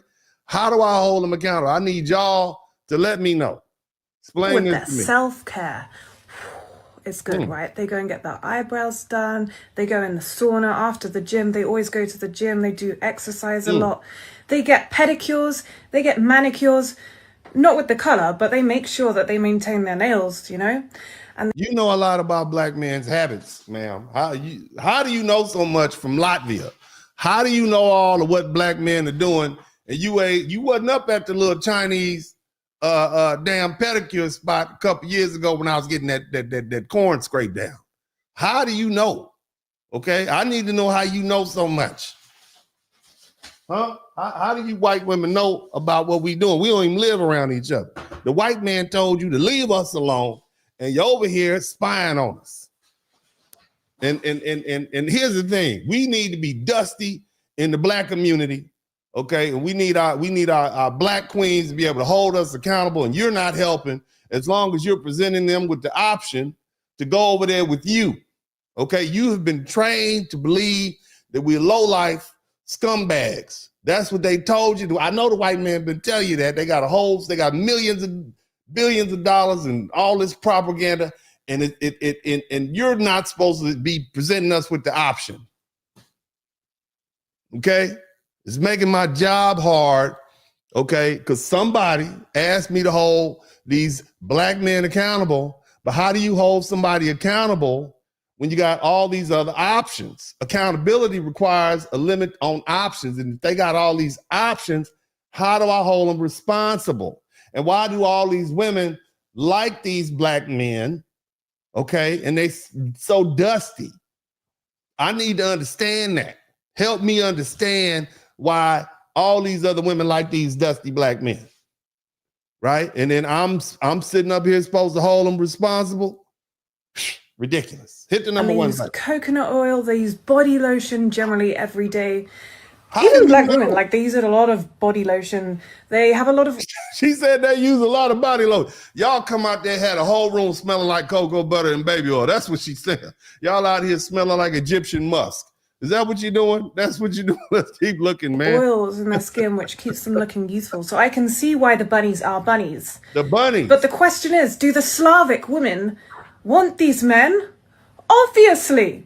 Damn. Slavic women pay so much attention to appearance. Let me find out. Aaron, one of y'all in this chat room has sat up here and booked a ticket to Yugoslavia. Let me find out. I bet not find an uptick in flights to Yugoslavia. You going over there to hang out with them. I hope they draft your black butt and send you to fight the Russians in Ukraine. Y'all bet not start booking them tickets. We are not doing that today. You all will take your talking to, you black men, you dusty black men will be held accountable. If it's the last thing I do today, you are going to be held accountable. Okay, y'all. Some of y'all can't spell Slavic. It's too much like slave. You take your black behind over there if you want to. You're gonna be a Slav. You're gonna be a slave. They're gonna have you out there picking European cotton over there. That's what you're gonna be doing. Keep playing. Keep on playing with these people. They love a man who takes care of his appearance. Although they're not overly bothered about how beautiful you are, if you take pride in yourself, like in other words, y'all ugly. They're still a bit ugly, they're a bit ugly because, they're black. But, I mean, they got they smell good. They smell like cocoa butter. It's just like taking a holiday down in Thailand. They smell delicious. Delicious. That's what they're saying. Keep on, they come lathered up. Y'all come in there lathered up. Like black men do, then that's a really good thing. But the thing is, there aren't many of you guys in the Slavic world. Hell so no. if you go they there, don't even know what that is, ma'am. They don't even know. If you can't get there from Atlanta or Detroit or DC and take a direct flight, they ain't going. You can catch them down in Miami on South Beach, though. They'll be in South Beach. That's where you can catch. They ain't going. They don't know what that is. It's too many flights. It's like two big flights, and then a little small propeller plane. They're not coming over there. Okay? Good for them. Don't y'all go over there. You better leave these white women alone. These Slavic, I don't even know what that is. Okay, I don't know what it is. Yugoslav, what is that short for? Okay, she's making my job hard, man. You're making my job difficult. I'm trying to hold these dusty black men responsible and accountable, okay, and you trying to get them over there. And some of them are weak. They weak in the mind. They look at you like, oh, man, I can have that. They want us like that? They want us like that? Boy, let me check my PayPal and see if I got enough money to get this ticket. Let me see if I got enough points with United to see how I can ease over there. I know what they're thinking. I know what you're thinking. And you show them what life is all about for you. Mm-hmm. Sweet. Oh, you nasty. You are nasty up in here. What are you doing, white woman? What are you doing? That's why them white men are so mad right now. That's why all these white men are angry with y'all. Y'all very attracted to black men. I feel like they're just so exotic looking, and I also like the upbringing because we have very similar upbringing. Black people in America and Russians have similar upbringing. Very strict. What does this mean? What does strict mean? Like, you have to respect your elders. This is a big Russian woman, the big blonde haired, blue eyed Russian woman. She like black dudes too, boy. Boy, it's hard to hold these women. I mean, how do you hold these men responsible? They got all these. It's like, if you have food on the plate, you have to finish the plate. Family values. It's like very. So you just Slim Shape. You just gonna come up here and put up where the Yugoslavia places are. That's what you're doing. This is what you're gonna do. We're trying to create accountability. We have an accountability circle going, Slim Shady, and you're not helping. None of you guys are helping. Okay? Not one of y'all is helping. Okay? They don't need to go over here and deal with this big Russian woman. She probably she looks strong. Look at that chin. Look at that Viking-esque chin, right? She looks powerful, boy. Y'all ain't right. I'm holding y'all accountable. I'm holding you dusty black men accountable tonight. Very similar. So a lot of times, and I can have a very deep and spiritual conversation with a black person. I can count on my hand how many times I had a deep and spiritual conversation with a white person in America. You would be surprised. That's why when I moved to Atlanta, I was like, oh my God, I feel like I'm home now. You live in Atlanta and you feel talk about you at home? Oh my God. Hey, look, don't be going looking for her on Instagram. Y'all don't be over there looking for that girl, that Russian girl on Instagram. All you dudes from Atlanta, Alabama, Pensacola, don't be driving up to Atlanta looking for that big Rush. She don't want you. She don't want you or nothing you got going on. Okay? None of y'all. I'm tired of y'all. Because it's like a lot of times it'd be like, oh my God, girl, no, I just can't. It's like, bro, speak words. I don't. What are you doing? Or it'd be so, if you say something, I haven't seen my family in 10 years. They'd be like, I'm so sorry. I'm like, I'm not asking for your sorry. Yeah, we're just talking. We're just having a conversation. Yeah, and this. We just having a conversation, ma'am. You're missing a few prepositional phrases in there. Sounds like you've been hanging around with a lot of black people. Sounds like you got the intel. You are definitely part of Putin's KGB female force. You are a black widow type. You are doing recon.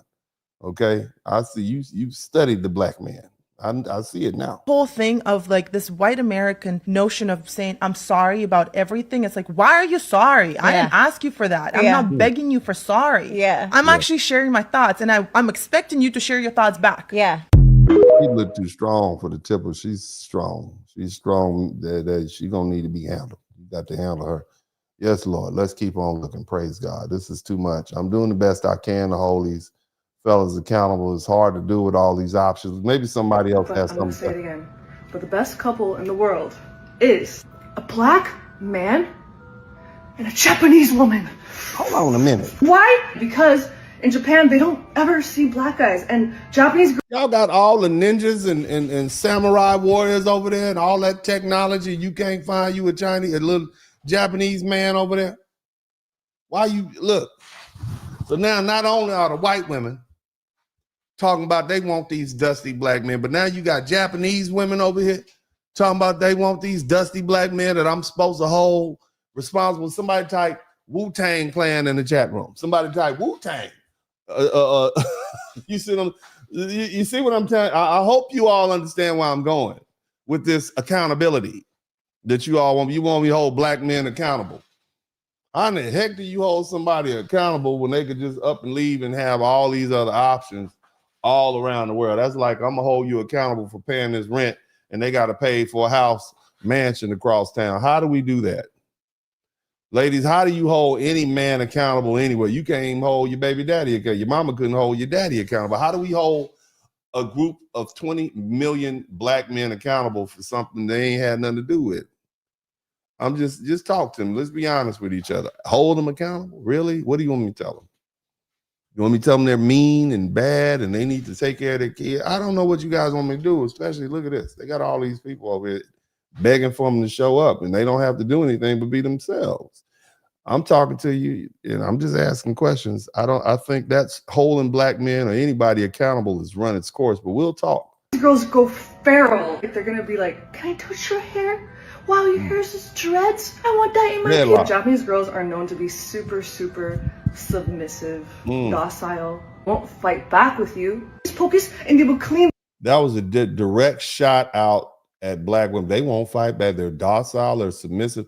See, here's the thing, ladies. When they hear all this stuff about what you say about black men, and a lot of these women who could be lying through their teeth, because pretty much I've realized most women are pretty similar in certain regards. But they're basically saying, see, I'm not that black woman. Because you told all these women all your business. You understand what I'm saying, ladies? You told these women all your business. You know, I'm a strong black woman. Well, if they're strong, I'm going to just go ahead and tell them, oh, I'm docile. You see what I mean? And this is why old people tell you keep your business out the street. Let's keep lit. You don't let another woman in your house. You understand? As a matter of fact, I got a little video I want you to see, a little video, and I'm gonna let the old people tell you. Listen to this. When I was a small girl, I'm talking about a small girl coming up. Mm-hmm. I used to hear some of my mama's conversations, right? What'd she say? But I remember my mama always telling me, Rita, when you get a husband, you don't allow your friends to be around your husband. She said, because you know what? They're watching them. She said, I'm telling you, they're going to be watching them. I'm like, they're going to be watching. You know, I'm young. I ain't want to hear nothing about that. She said, they didn't want to study all his habits and see how much he loved you and what he's doing with you. Uh-huh. So I'm like, cool. Mm-hmm. She said, Rita, don't allow them inside your house. They in our house now. She said, because your friend will take your man now. Ooh. The Rita that I am, I'm like this. If you can take him, then he needs to be gone, right? The other thing is, see, I'm a wise woman, though. Sound good. The Bible strictly says, don't let your left hand, come on now, know what your right hand is doing. So whatever you doing in your home is not your friend's business. She didn't tell me that because she thought I would grow up to be insecure. Because my mama know me. I don't play with no insecurity stuff. But let me tell y'all something. I don't know what part of New Orleans she's from, but each one of you women listening to her right now, you need to book a session with her. Let's go back to this little Japanese woman. House, most of the time, they stay quiet. Japanese girls love big lips. They're not used to seeing the big lips of the black man. So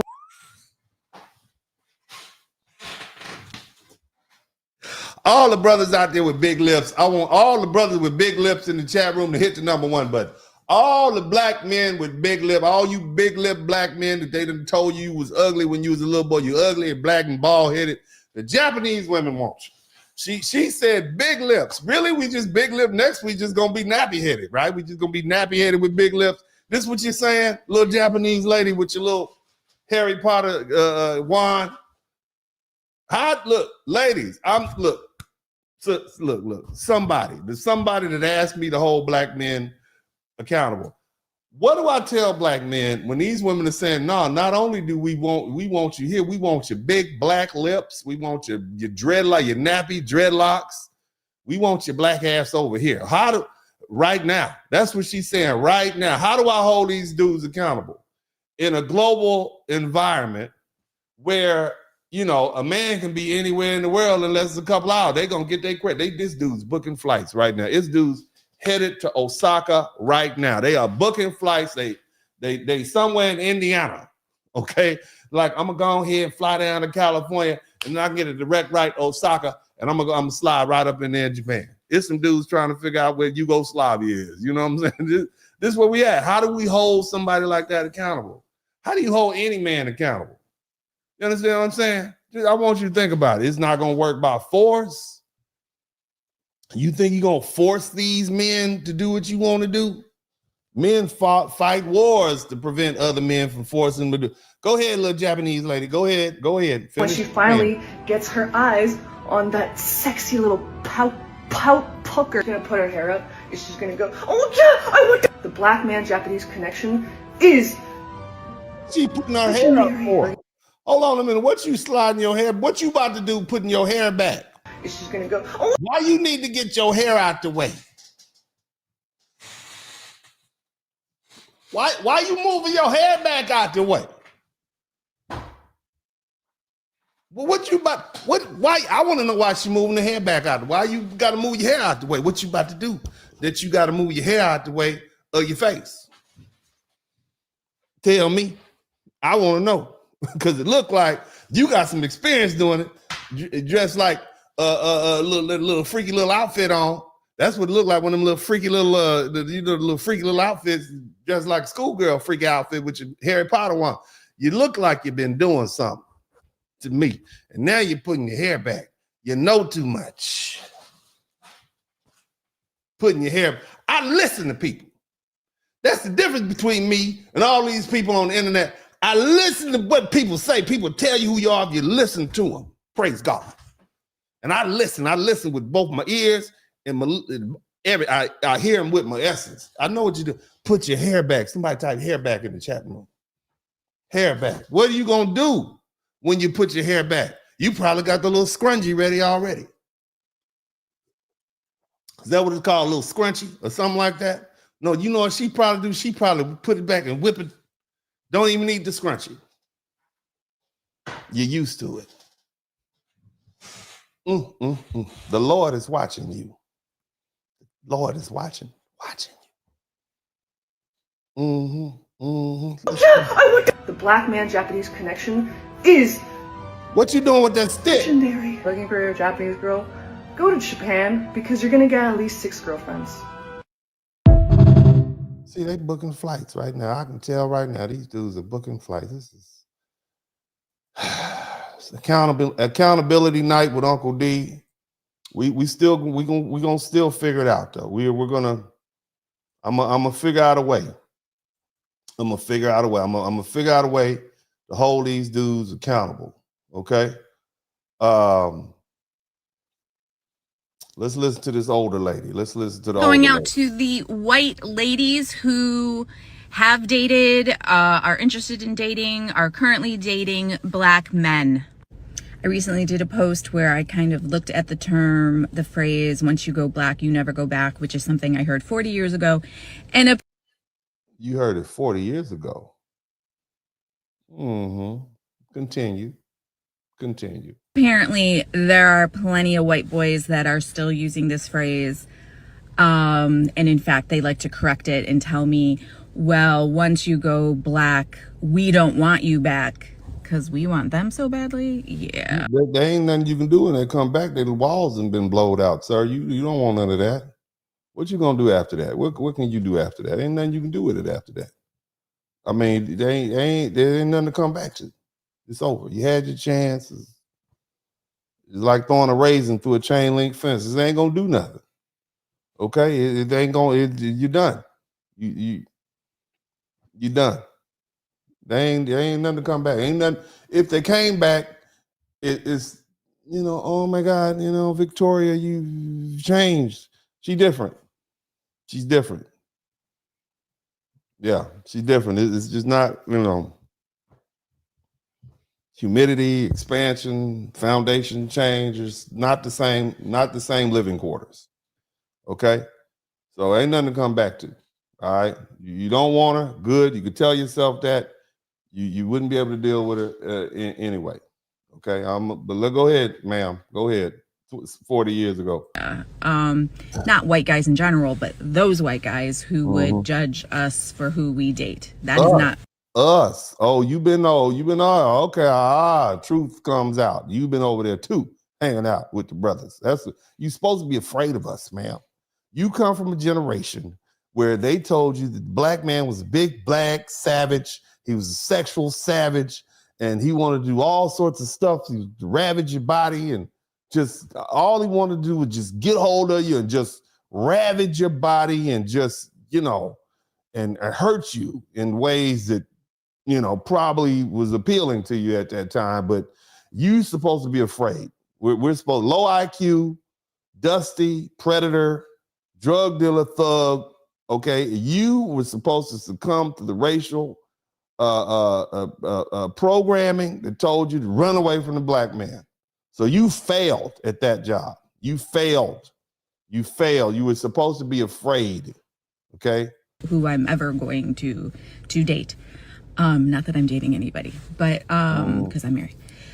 So I just thought I learned some things. You married, and then you in your car reminiscing about what you was doing 40 years ago with who knows who. Some of our daddies probably met. What school? What college did you attend? What college did you attend? Because you in the car You in your car right now. You a married woman in your car talking about what you was doing 40 years ago. That's what you doing. This is what you all you white men. I want you to take notice. So you gonna learn something on Uncle D's page. She's sitting in there. Why couldn't you do this in the house and den? Why didn't you have this conversation if you don't have anything to hide? Why wouldn't you have the conversation with the grandkids sitting there so they can hear what you were doing? Huh? I need to know. Why wouldn't you do that? You learn a lot. You never really know a person. Huh? Never really know a person.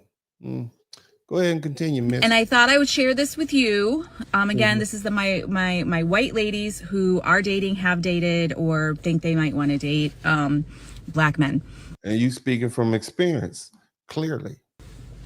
We are called lots of things. We. It's depressing to go and look at all the names that we are called. Not depressing because it makes me feel bad about myself, but depressing because there are so many low life, vile humans on the planet. I mean, I knew there were some. What you mean? That's the white man mad at you. Don't nobody else care. But ma'am, but it looked like you had a good time, so I guess it doesn't matter. Hello, the election. But I didn't realize they were this ignorant and vibrated at such a low level. They know exactly what happened to you. They know exactly what's going on. Word got around. They know what happened to you. Go ahead. But the one I had to look up, so I just wanted to give you a heads up on this. We are called salvage title. Ooh. So people were putting salvage title or they were putting salvage. And when I first saw it, I thought savage, but that doesn't make sense. No idea what it meant. That means you was wrecked and somebody came and got you cheap, half off. So basically sound you used to mess around with black dudes and then some white man turned around and married you and now the other white men are calling you salvage title. That's what's going on. You should, hey, baby girl, you should have stayed on this side. You should have stayed over some brothers right now. You should stay with Terrence or Jamal or something like that. 40 years ago, baby, that's what I'm saying. I mean, you know. It means we're like a car that has been totaled. I just no use. Wrecked. It's done. The title's been salvaged. Wrecked. It's a salvage title. All the walls wrecked. Meaning the car is no longer viable. Yeah. So I've been compared to a toilet. I've been compared to now a totaled car. I've been compared to, they like to talk about my lady parts and how they are changed. Well, I mean, is it true? Is it true? I mean, you brought it up. I wasn't gonna say nothing, but your lady parts have they changed?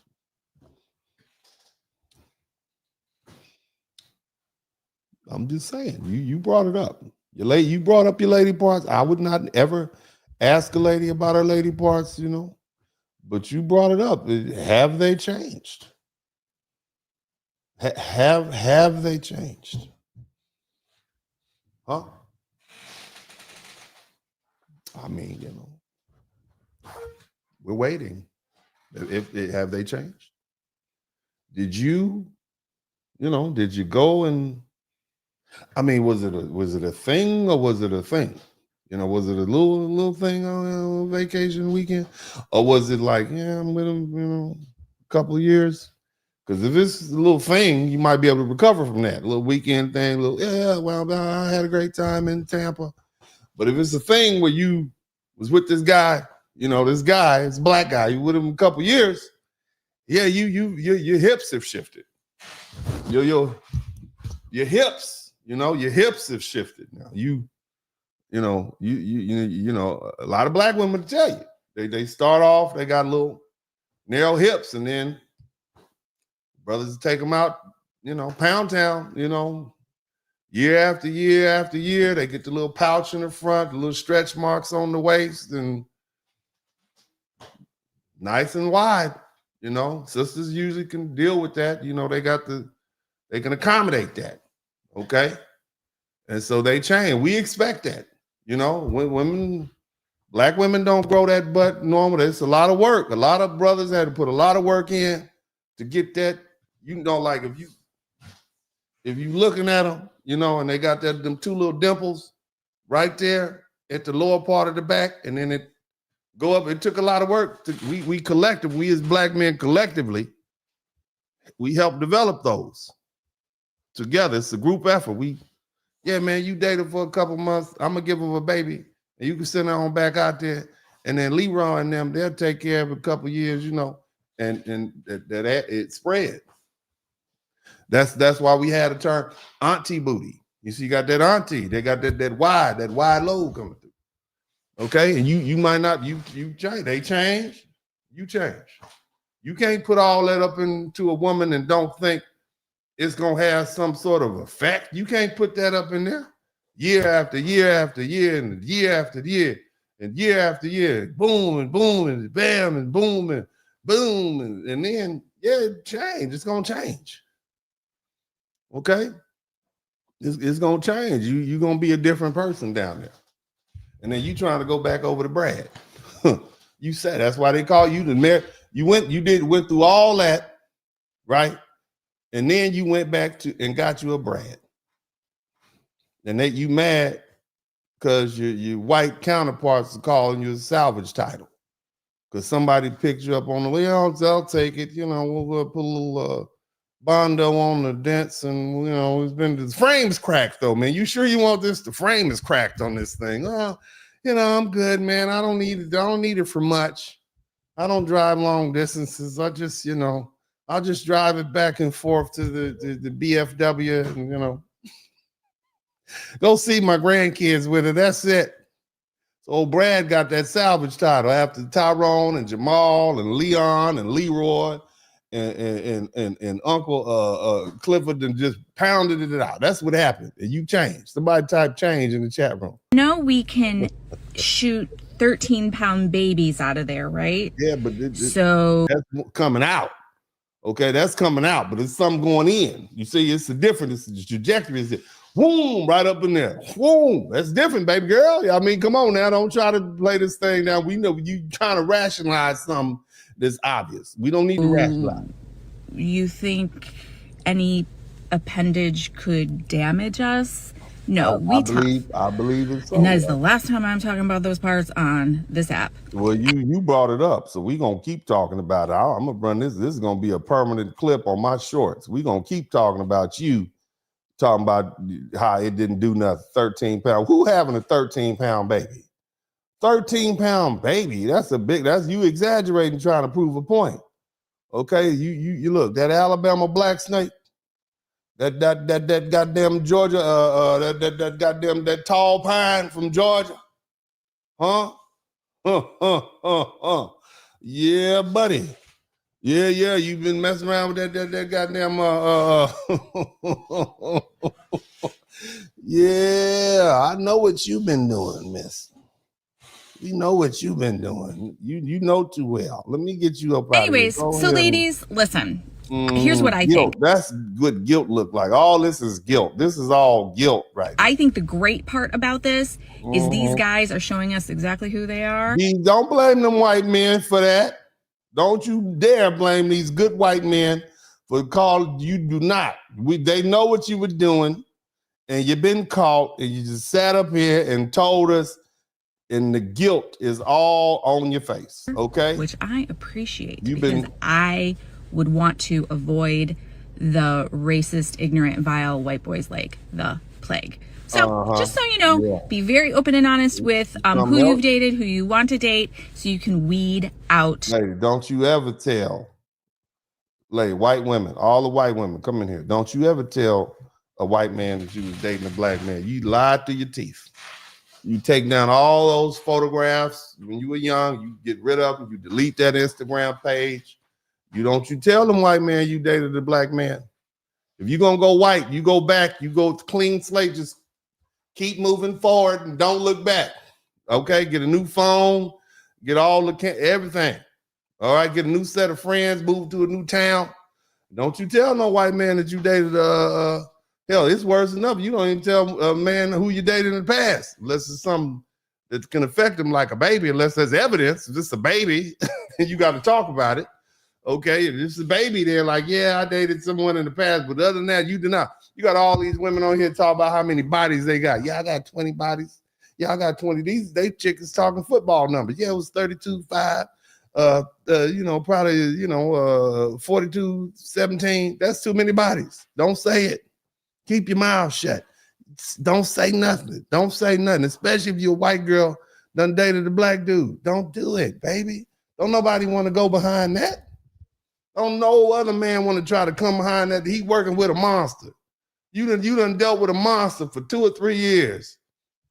Just spread you out. Oh, just spread out. Okay, you just spread out down there. All right, and now you trying to go talk to somebody who, no, that ain't right. Don't do him. He gonna be thinking about that every night. Every time he's gonna be thinking about all these ghosts of your past ghost. Okay, and he like, am I satisfied, my woman? He gonna be insecure. Don't even say nothing. Just be quiet. What's wrong with you women? Y'all ain't no. Be quiet. Be quiet. Let me move on. I can't. Oh, don't you follow that advice from that woman. Don't you do it. Let's move on. Let's see what this one got to say. We're going to get back. Probably going to be very controversial. I feel more safe in a space shared with black men than I feel very unsafe in a space shared by white men. Now, before y'all get your panties in a wad and get all pissed off about this, when I am surrounded by a bunch of white men, okay, I'm constantly looking around. I have no fear in a room full of black men. The reason why? Why? When I go to the movies. Have you ever been in a room full of black men? In what capacity? I'm just asking. I don't worry that a black man's gonna up the movie theater. When I go to my church, I don't worry that a black man's gonna the church. When I go to the mall, I don't worry that a black man's gonna the mall. When I go to my children's school, I don't worry that a black man's gonna the school. Okay. Black men wanna the club. They'll shoot up the club. They probably will shoot up the club. But go ahead, girl. Go ahead. Room full of black men. Go ahead. Target 1 or 2 or 3 individuals. White men will go schools, movie theaters, churches, your grocery store. I want everybody in the chat room. I want all of y'all collectively, everybody who's listening to me right now, everybody who's at the sound of my voice. When I count to 3, I want all y'all to go. Okay? 1, 2, 3. Let's try it again for those who weren't ready. Ready? 1, 2, 3. There we go. There we go. Yes, Lord. Room full of black men. Room full of black men. Before you say that you're worried about being surrounded by black men, you better think about that. They'd like to, I'm sure they would like to have you surrounded. The brothers would like to have you surrounded in a room. I'm sure they would like to have you surrounded. And they ain't gonna be trying to shoot up no movie theater. They're gonna be trying to shoot up the club. Race. Personally, I like chocolate. Opposites attract, pretty much. I just love, my type is chocolate. It is what it is. I would settle down with a dark chocolate, but with light skins, they're not settling downward. Yeah. Oh, you basically just sat up there and you said you want to settle down with a black man. Where did all these little white girls come from? What happened? We need some more. What happened to the good old-fashioned white supremacy racism that forced them white girls to stay on their side of the fence? These little white girls are out here, okay? They are not holding back. You hear me? They are telling it. They are saying, this is what I want. I want it. You're not going to stop me from having it. Golly. Tell you who I'm going to marry, but I can tell you one thing. My kids are not going to be white.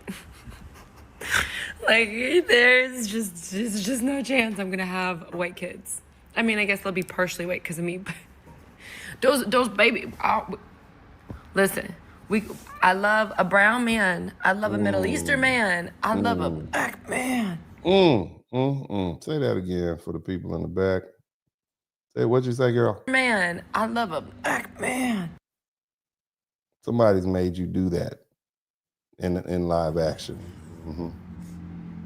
I haven't really loved an Asian man, but I could go Blasian. Why not? The consensus is, I don't love you, white men. That's so sad. That's so sad. A lot of these white men are angry. I see now why they're angry. I'm tired. Y'all got me exhausted. This is too much. What you got to say? Out to all the white girls who date black men that stay true to themselves. Ain't out here trying to be anybody else. Just being exactly who the freak they want to be, okay? Just being exactly who they are and being the best snow bunny that you can ever be. Snow bunnies forever. She says snow, but she been listening to Dr. Umar. She basically made a diss track with Dr. Umar. Snow bunnies forever. Blah, blah, blah. Let's keep listening. We almost finished. Because I've been with black guys. So have you ever been with some insecure white guys that like got insecure? Have you been with black guys? Like, you know, you've ever dated a black man or something, they get so insecure about it. They say you're contaminated and stuff. Like, I've had guys tell me that multiple times. Yes, all the time. I think I'm contaminated. Contaminated? Yeah. Why do you guys say that? Wait, what happened? Because I've been with black guys, so like they just think I'm contaminated. How do you feel? Do you think they're insecure? Yeah, they get very insecure because they know that like they obviously have like, you know, what the hell? Hold on a minute. What did you do, little lady? That like they obviously have like, you know, what the hell? Let me try this again. What is she doing with her? What kind of hand motion is she making with her little hands? Lord Jesus, that's what you're saying. This is like the little dude next is like, oh my God, that's as wide as my that's as long as my arm. What the hell? Yeah, boy, that's what black men are doing out there. That's what you're out there doing. That is what you guys are out there doing. Y'all are out here. She's so fun divine. Look at him. Did I feel that?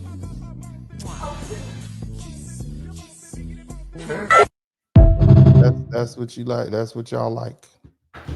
Letting the little white woman fill you up like that. This what you did it for. Huh? Just let the little white woman just grab all up on you like old field slave. Like old buck. Huh?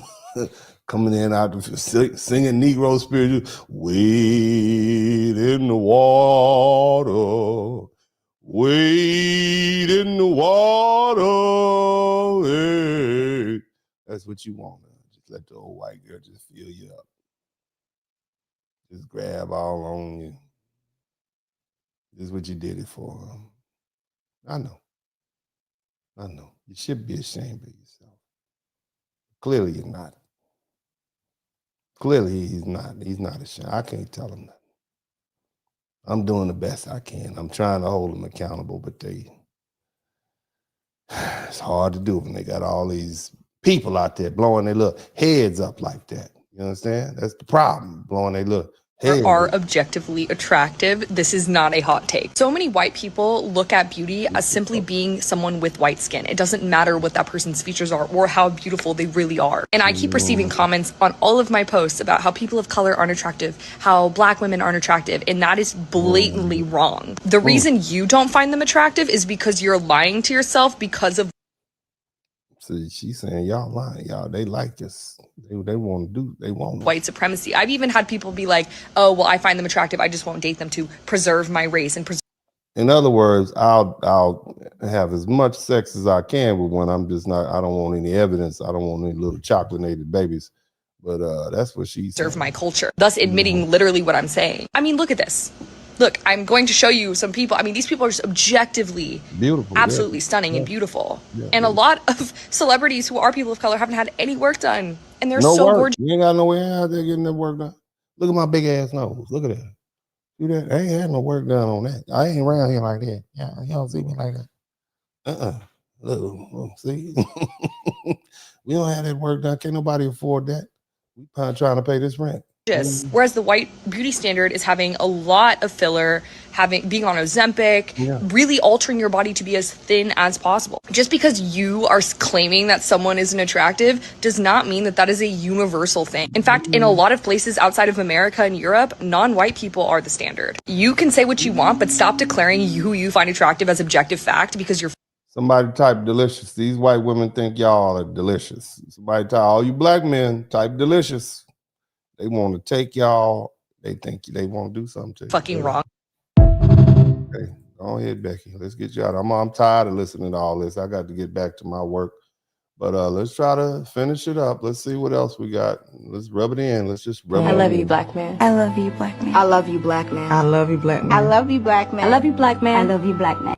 How keep rubbing on him like he's a Christmas Day turkey. You look at that, man, just rubbing all up on him like that. Lord Jesus, Lord, nappy head, big lip. They like nappy head, big lip, black man, Lord Jesus. Black men, and why? I am just not attracted to white men because for me, I feel like it's incestual. There's actually like this study that people of like the most opposite DNA are attracted to each other because when you come together and like make a child, you don't bring in like the bad aspects of your history. So it's like the closer you are in DNA, My boy like, okay, well, let's do something then because we as far apart as possible. Let's keep going. you're gonna have like more health issues and like mental issues. And so I feel like that's why opposites attract. And also She got it. She got all the justifications down.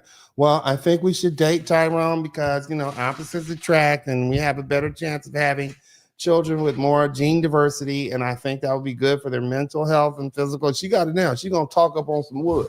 You the type of, when you come in there like, you live, man, I ain't never been with a white girl before, baby. You know, this ain't really my thing. Well, you know, I think she got it all written down. She got a script. She going to pass you a pamphlet when you come in the front door.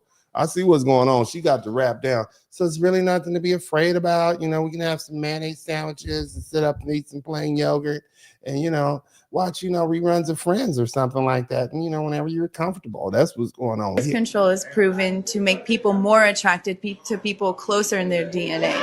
So like when people get married and have kids and go off birth control, they end up not attracted to their partner. So I think it's more of like a life survival type of thing. It's a matter of survival for her to get that Blackwood. Somebody type Mississippi Blackwood in it. Are you hearing what these white women are saying? It is a matter of survival. It's a matter of life and death for them to get them a black man to go ahead and knock them up. That's what they're saying. You understand me? This is how seriously they have thought about this. They have contemplated. Are you serious? How do I hold a group of men like this? Who are these black men that they talk about? I ain't never met. Who are these black men that they're talking about? I don't understand. I don't understand. I need a better understanding of what's going on. Let's see what this brother. Israelites too. Listen, they're non-monogamous. The black Israelites was down at over in Sugar Land. You know, I live in Houston. I'm in Sugar Land, and the black Israelites was down there in Sugar Land, Texas, at this town center. Okay, and all the Christmas trees was up there. I was coming out the steakhouse with my family. We just had little Christmas dinner. The black and the white man and the Esau. I'm like, man, why y'all got to do this? I mean, they was down there in front of the Christmas trees. I'm like trying to tip around, like I'm trying to take my little pictures and don't mess with them, y'all. I'm trying to get a picture and cut them out the picture. They talking. Them black Israelites, boy. They give everybody the blue. Just talking about how you gonna talk about white people in the white part of the city. The black Israelites. This is who we is. Man, it's okay to disgusting. They're non-monogamous. Guess who's not monogamous, ANCAP? Your damn wife is not monogamous, ANCAP. You better check where she's at. Your wife right now probably getting bent over by some black man in some damn bathroom. You tell me, we talk about we not monogamous. Your wife is not monogamous, ANCAP. You better get control of your damn woman. ANCAP, control yourself. I'm ANCAP. I'm trying to help you out. To all my white friends out there, I'm trying to help you out. I'm trying to help you control I'm trying to help you out. Your atheism. Is this what it's all about? Is this the source of all this racial animus between black men and white men? Is that what's going on? Is this really what's going on? It's about that wood. That's what this is about. It's about that wood and that white woman. That's not the black man's fault that the white woman keeps running to the black man's wood. What did the black man have to do with that? I mean, the first you brought us off the goddamn slave boat, and we over there in chains, don't even speak English. And next thing we know, we sitting in the damn over there, rolled over next in the damn barn, and little Sally Mae, little 17-year-old Sally Mae done came outside and started stroking the wood. Is that the black man's fault? That is not the black man's fault. Y'all need to get your women under control. You shouldn't have brought us over here. You shouldn't have brought all these black men over here on these boats. You thought you was gonna have a bunch of free labor, okay? And then the little white woman found some labor for us to do that was outside the normal course of business, okay? So while you out there messing around with Tina Fey after she come from the cotton field, and you know your daughter and your wife and probably your grandma and is playing with goddamn loofah. Okay, that's what's going on. That's what this is about. ANCAP, I got you. I'm trying to help ANCAP out. So ANCAP, what I'm asking you is this. I'm trying to help you out. You're saying that we have 8 behavior. And if you cannot impregnate your woman and your woman does not want to have sex with y'all, then just copy how we act. Then your woman might be aroused. That's what you should do, ANCAP. Yeah, he said, I guess some women like that savage, wild, ape behavior that these white men say we exhibit, because they've been telling these white women how dangerous we are, and it has not gone over the way they think it should, apparently. Oh, Lord. Look out there on him like that. Leave that man alone. Unleash that man. Stop hugging up on him like that. Stop, get off of him like that. He is dusty. We are dusty. You can't be up on us like that. That's what's wrong with you. This is making my job harder. This is making my, tell us about your little white guy or black guy? White. Probably white guy. The last time I fucked a black dude, he ghosted me like a few weeks later and got back with his ex-girlfriend.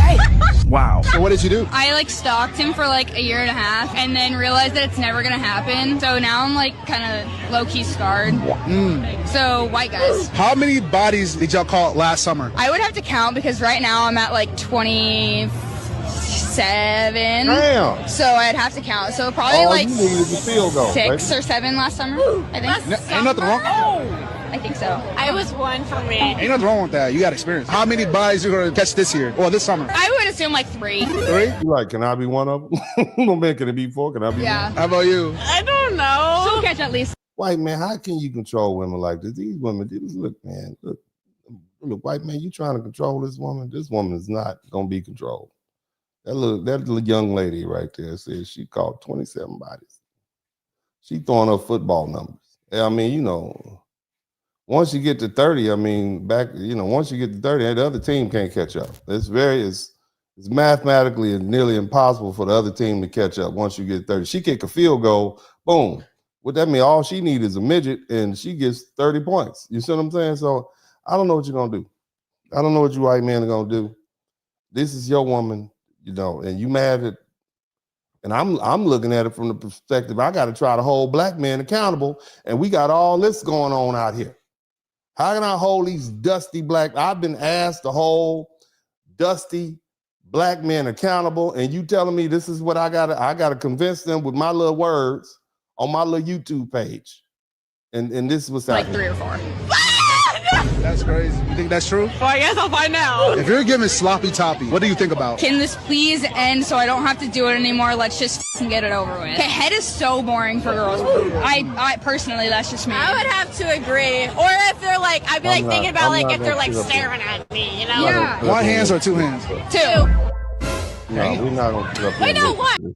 Well, women do find men with big penises more attractive. Academic study confirms. Well.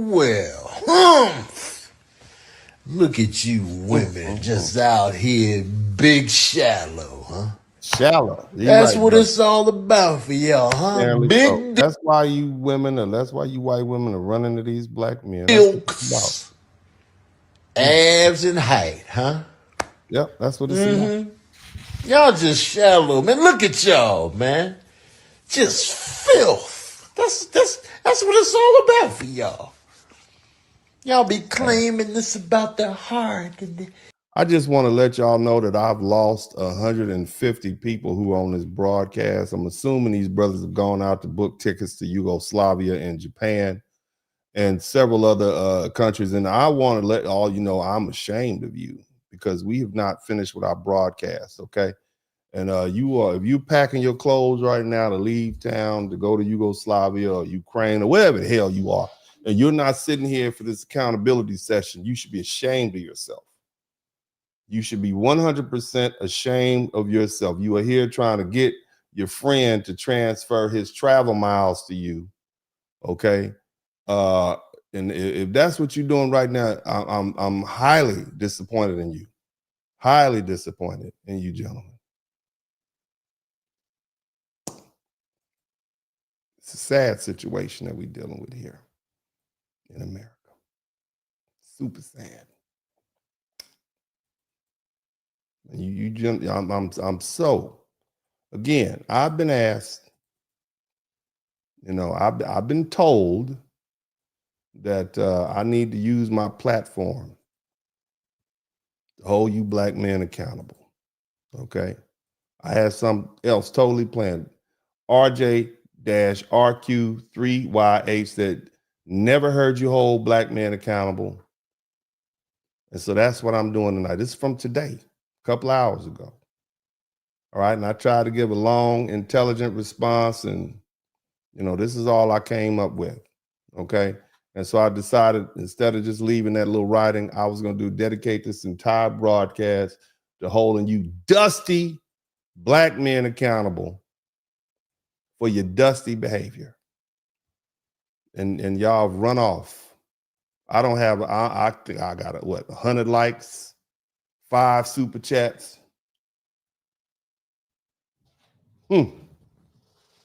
This is what I get on a Saturday night for you people. This is what I get. I'm trying to hold you brothers responsible. I'm trying to be a pillar of the community. Huh? No, that's what it is. That's what. Now, if I was fighting on the internet, y'all be here with me, wouldn't you? If I was one of these dudes threatening to fight people on the internet, you'd be here. But accountability seems to be something you gentlemen are afraid of. But we'll talk about that another time. Look, at the same time, and ladies, I want you ladies, black women, come to the front of the room. Come on to the front of the comedy show's over. I want you all to come to the front of the room. I want you to listen to me. I want you ladies to listen to Uncle D. I love you. You know I love you. I do love you. Okay, I want you to listen to Uncle D. But see, it's important you understand where I'm coming from. At the same time, you want me and other black men to scold black men and hold them accountable. You got white women and all these other women who are openly hunting for them. They're hunting them down. Okay, and they're not shy about it. Did you see all those videos? And see, this has a lot to do with the fact that many of you ladies have publicly abandoned black men. Now, behind closed doors, we know you still getting, we know you're still doing something, okay? We know you're still dealing with black men, but publicly you make it seem as though black men are the scum of the earth, the pariahs, and the problem. And other women see that, and they pick those men up and take them. You see, as the saying goes, one woman's trash is another woman's treasure. And those same women go on to build beautiful families and lives and fulfilling lives with those men. And they use those men for their resources, time, and energy, what men provide. And I understand why some of y'all do this. You really want black men to work harder and treat you better, okay? By constantly telling the brothers that what they're not doing, you're hoping to inspire them to do more or to go above and beyond to prove their worth to you. And that might work in the short term, but eventually men are going to realize they don't have the time or energy or resources to keep trying to please someone that they can't never satisfy. And when that happens, they're going to go find someone else they can please. No man wants to fail at something forever. You understand me? Now, I want to take the opportunity. I want to because I know we got some white women in here. Look, I've always told black men the same thing I tell my own sons. Okay, let me say this. My preference for you black men is to marry women of African descent. In other words, marry a black woman. That's my preference for you. Okay? That's my preference. They can be Black American, they can be foundational Black American, they could be Caribbean, they could be African from the continent, they could be Afro-Latina, they could be mixed heritage, whatever.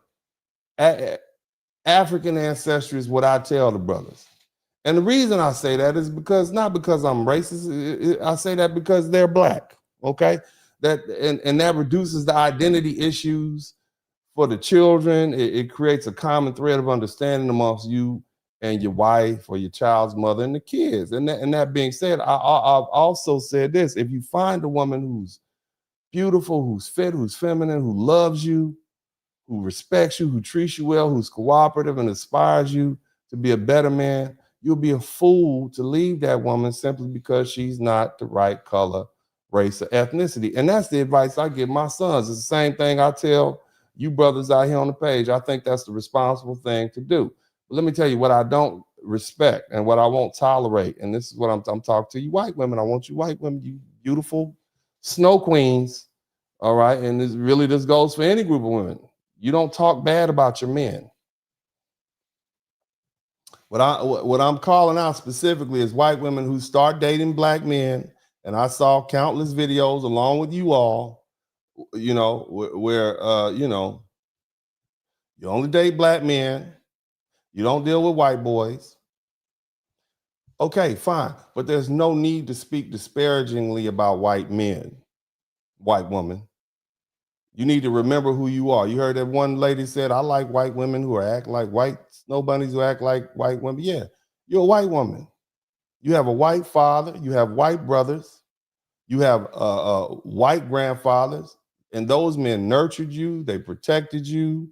They provided for you. They helped shape you into the woman you are today.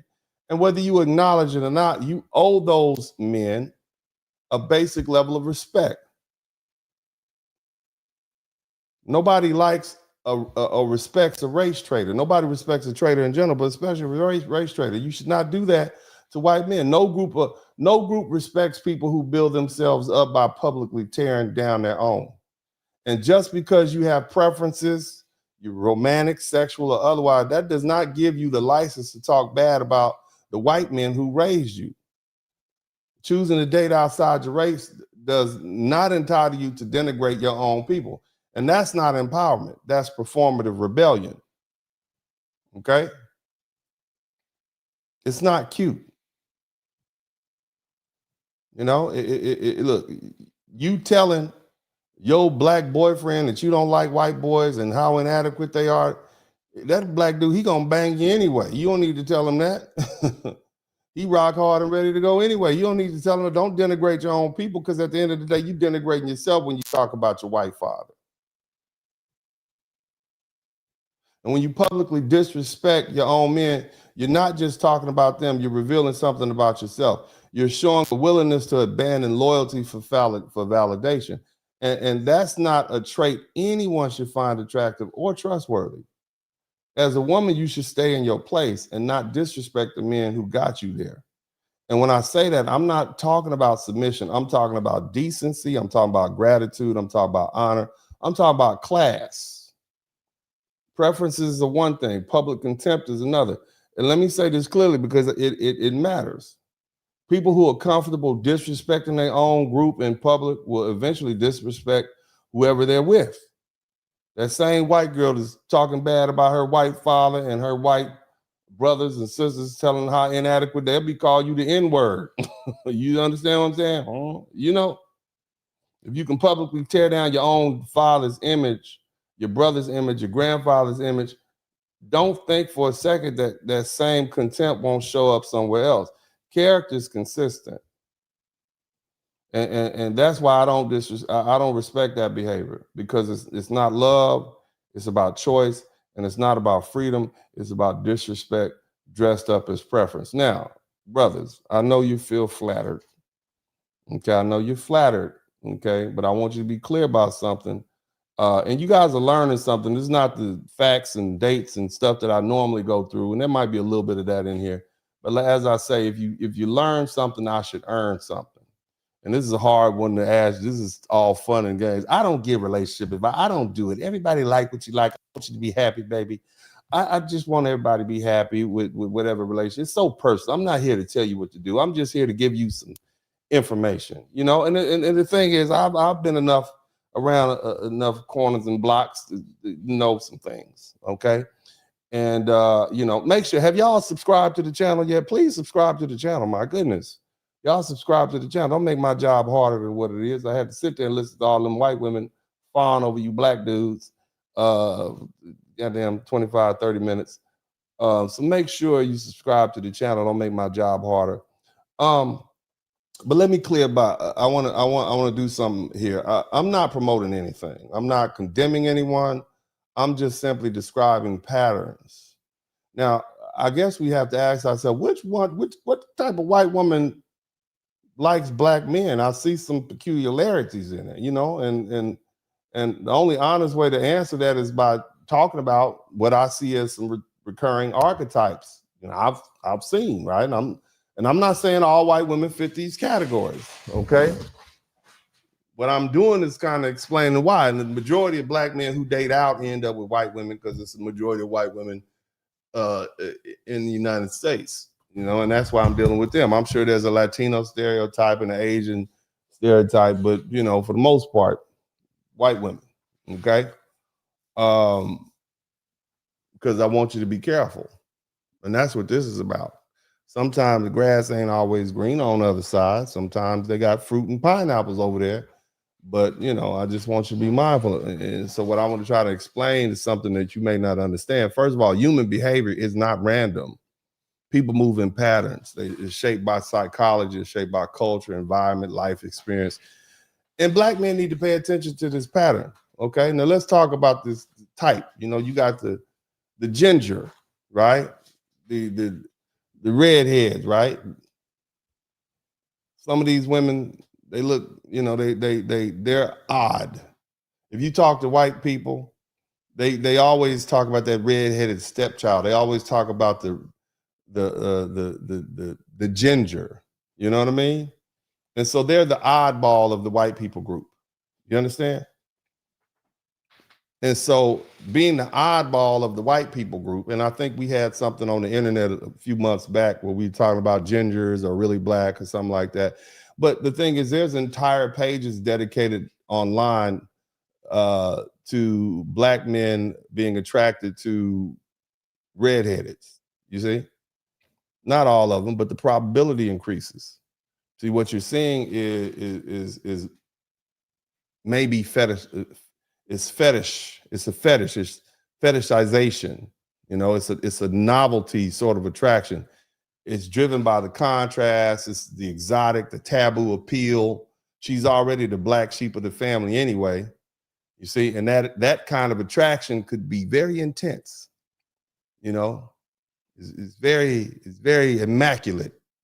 If you know what I'm talking about. Somebody, all the good spellers spell immaculate. It's immaculate up in there. I mean, just sweaty spots everywhere in the place where you normally take a nap. There's a lot of sweaty stuff going on, okay? But intensity doesn't equal longevity or stability as far as relationships. And then, of course, you know, that's one. And then you got the hood white girl, right? Her Spotify, nothing but rappers. She doesn't even look at other races. You heard some of that. Her identity is wrapped up in black culture and black music, black spaces, black masculinity. And sometimes that comes from genuine culture immersion, something that comes from, and sometimes it comes from a rebellion against our own background. The risk here is that the culture is being consumed and not necessarily respected. Somebody type consumed in the chat room. Somebody type delicious in the chat room, okay? All right. So again, it's cursory. It's not a deep down abiding love. You know, it's not somebody that truly understands your culture like a black woman. And I'm gonna be honest with you, as a foundational black American man, you're probably gonna have the most rooted, deep down abiding connection with a foundational black American woman. It's no different than an African from a man from a certain tribe. His you know, she's gonna know his who he is. She's gonna know his upbringing. She's gonna, I mean, because that's the culture. That's who they come from. I'm just pointing it out to you, okay? And so you were dealing with somebody who's just approaching it because it's different between consuming the meal and creating the meal or cooking it. All right. So, that's the hood girl, right? Now, the other thing is the big girl. Shout out to all the plus size white women. All I've seen, look, a lot, you see there's a lot of big girls, a lot of big white girls that, and they how it happened. Growing up, the only men who showed interest in them were black men. And from that point on, the preference solidified. And there's a lot to do with the fact that black men don't have the same standards as white men. I'm not saying you got low standards. I'm saying we have different standards. White men typically like very skinny women with very large breasts. Black men typically like women who are a little thicker. Okay, that does not translate to obese. Okay, that does not translate to obese. A little thicker and obese are two different things. But of course, some brothers will take what they can get.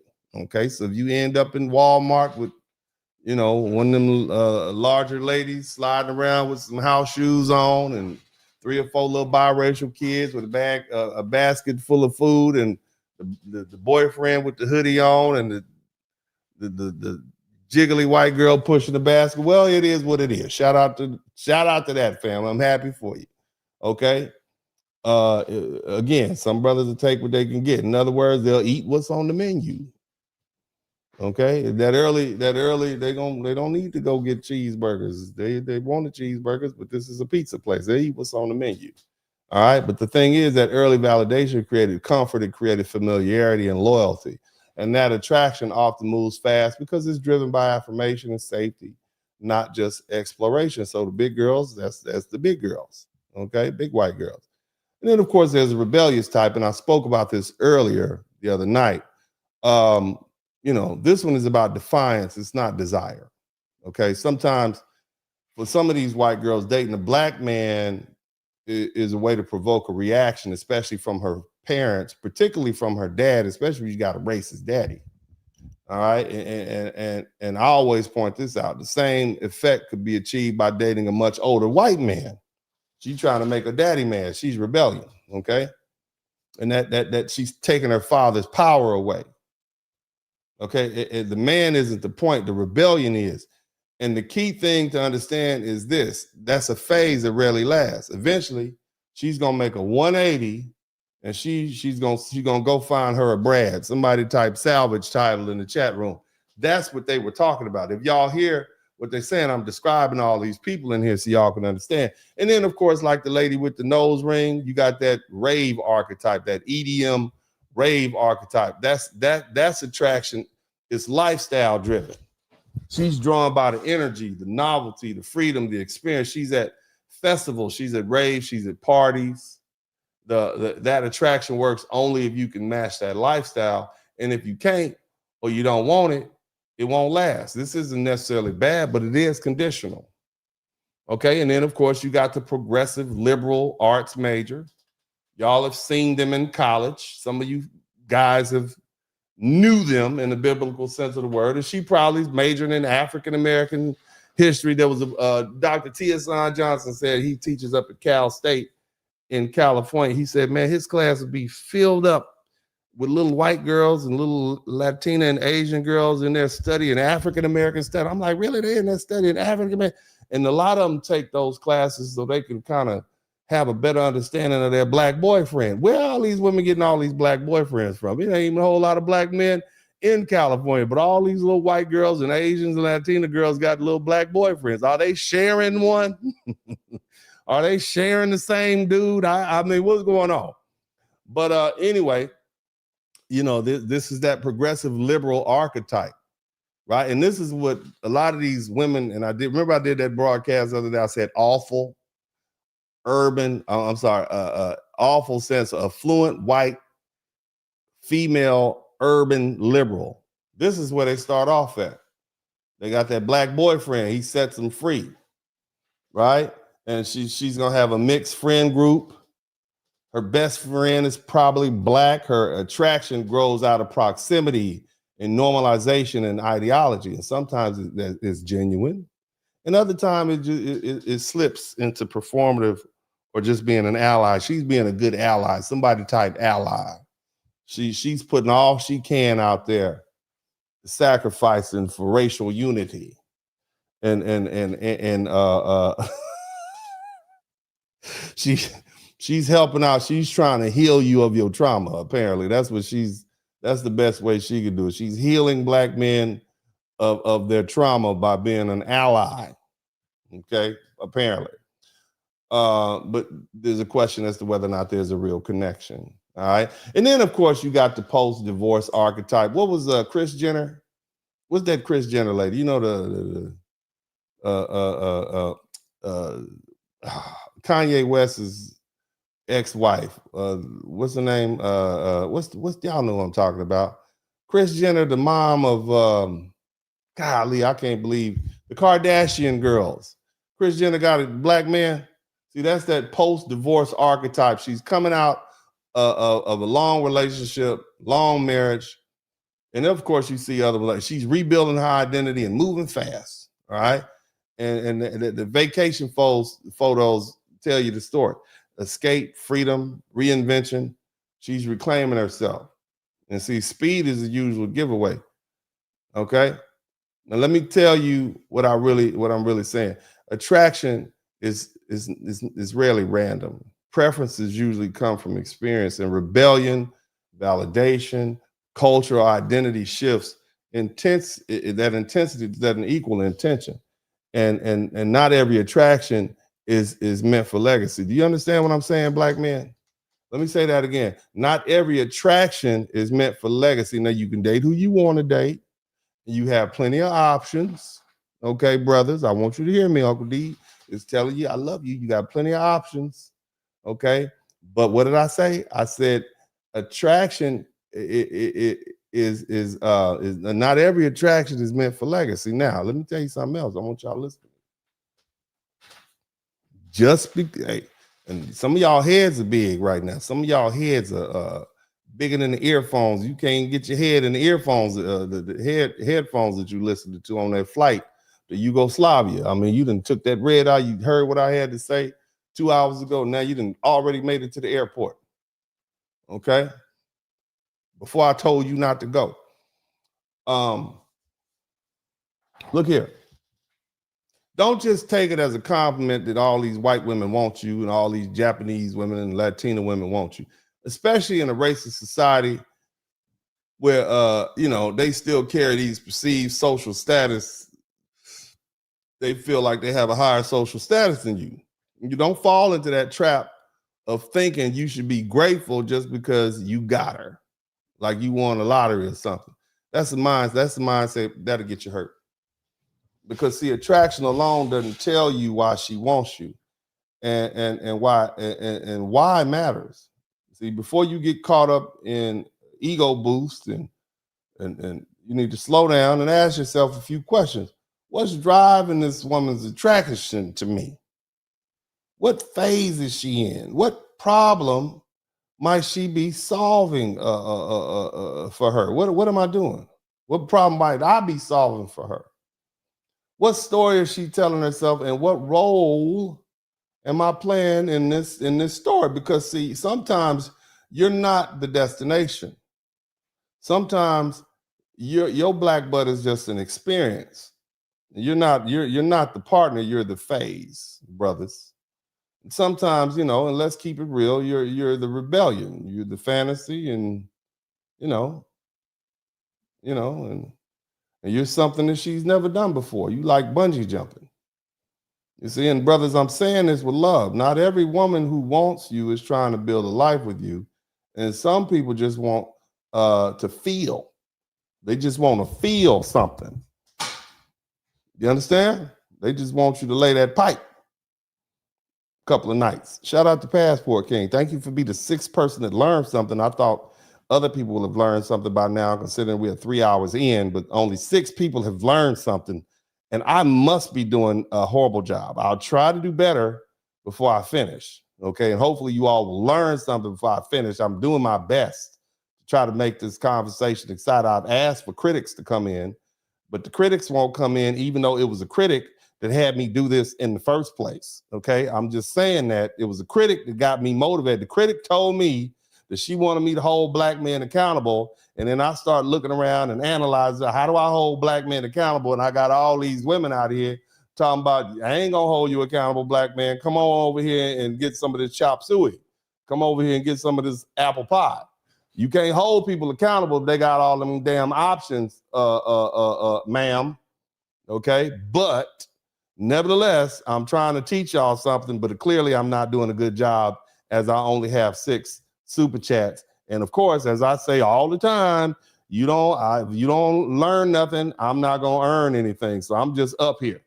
But nevertheless, let's continue. Again, as I said, some people just, want proximity to you. They just want to be around you. They just want to touch on you. And then some people want to consume the idea of you. Somebody type consume in the chat room. Okay? Now, I want y'all to relax. I'm going to say something. Okay? I'm going to say something that you might freak you out. Okay? Shout out to Yop067. I appreciate you for learning something. Listen to me. Okay? I use the term delectable right now because I want to talk to you about a book called The Delectable Negro. Have y'all ever heard this book, The Delectable Negro? How many of y'all heard of the book? Huh? It's a very interesting read. And you all will not believe the subject matter that's discussed in The Delectable Negro. What subject matter do you think is discussed in The Delectable Negro? Huh? I'll give you one guess. I'm gonna let you see the cover of the book right here. I actually have this book in my home. It's a very interesting book, very interesting read. You see that? You can get it on Amazon. It's very inexpensive. Talks to a lot about Black history here in the United States. I'm gonna get that out of here. Thank you so much, Devin Mitchell. We have 8 super chats. I'm gonna stop this broadcast and thank everybody who gives me the super chats, since you all are the only ones learning anything. Listen to me. The book isn't about literal cannibalism per se, the way some people want to joke about it. It's about like psychological consumption and what happens when desire, power, taboo, and fantasy get mixed together in white people's little head in the system of white supremacy racism. It's about how Black bodies, especially Black male bodies, have historically been desired in ways that weren't about love or partnership or respect, but about fascination, possession, and control. Now, they do talk a little bit about eating people in there. I'm just saying, right? I'm just saying. Okay, so before you puff out your chest and say she wants me, these white snow bunny queens want me, I ain't got to deal with these Keishas no more. Forget these Keishas. All you white girls is sitting up with your boyfriend right now listening to me. I know he told you I was a safe bet. He's light skinned. You can trust him. You just talk to Uncle D. Uncle D gonna talk to you right. Listen, he gonna tell you how to treat me. Look, she wants you all right. I want you to look at that white girl sitting next to you right now. I want you to look in her eyes. Okay, as we had this conversation, if you see a wink or flinch, you better get up out of there. Okay, but again, as I said, Black bodies, especially Black male bodies, have historically been desired, okay, in ways that weren't about love or partnership or respect.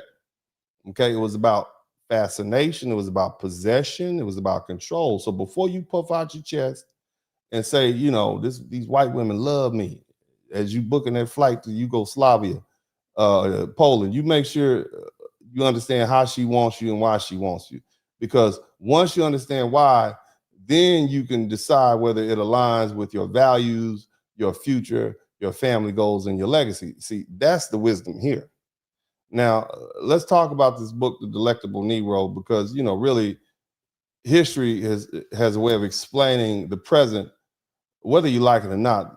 As again, the book is entitled The Delectable Negro, Human Consumption, Homoeroticism Within U.S. Slave Culture, and it was written by Vincent Woodard. Now, before anyone freaks out, let me be clear.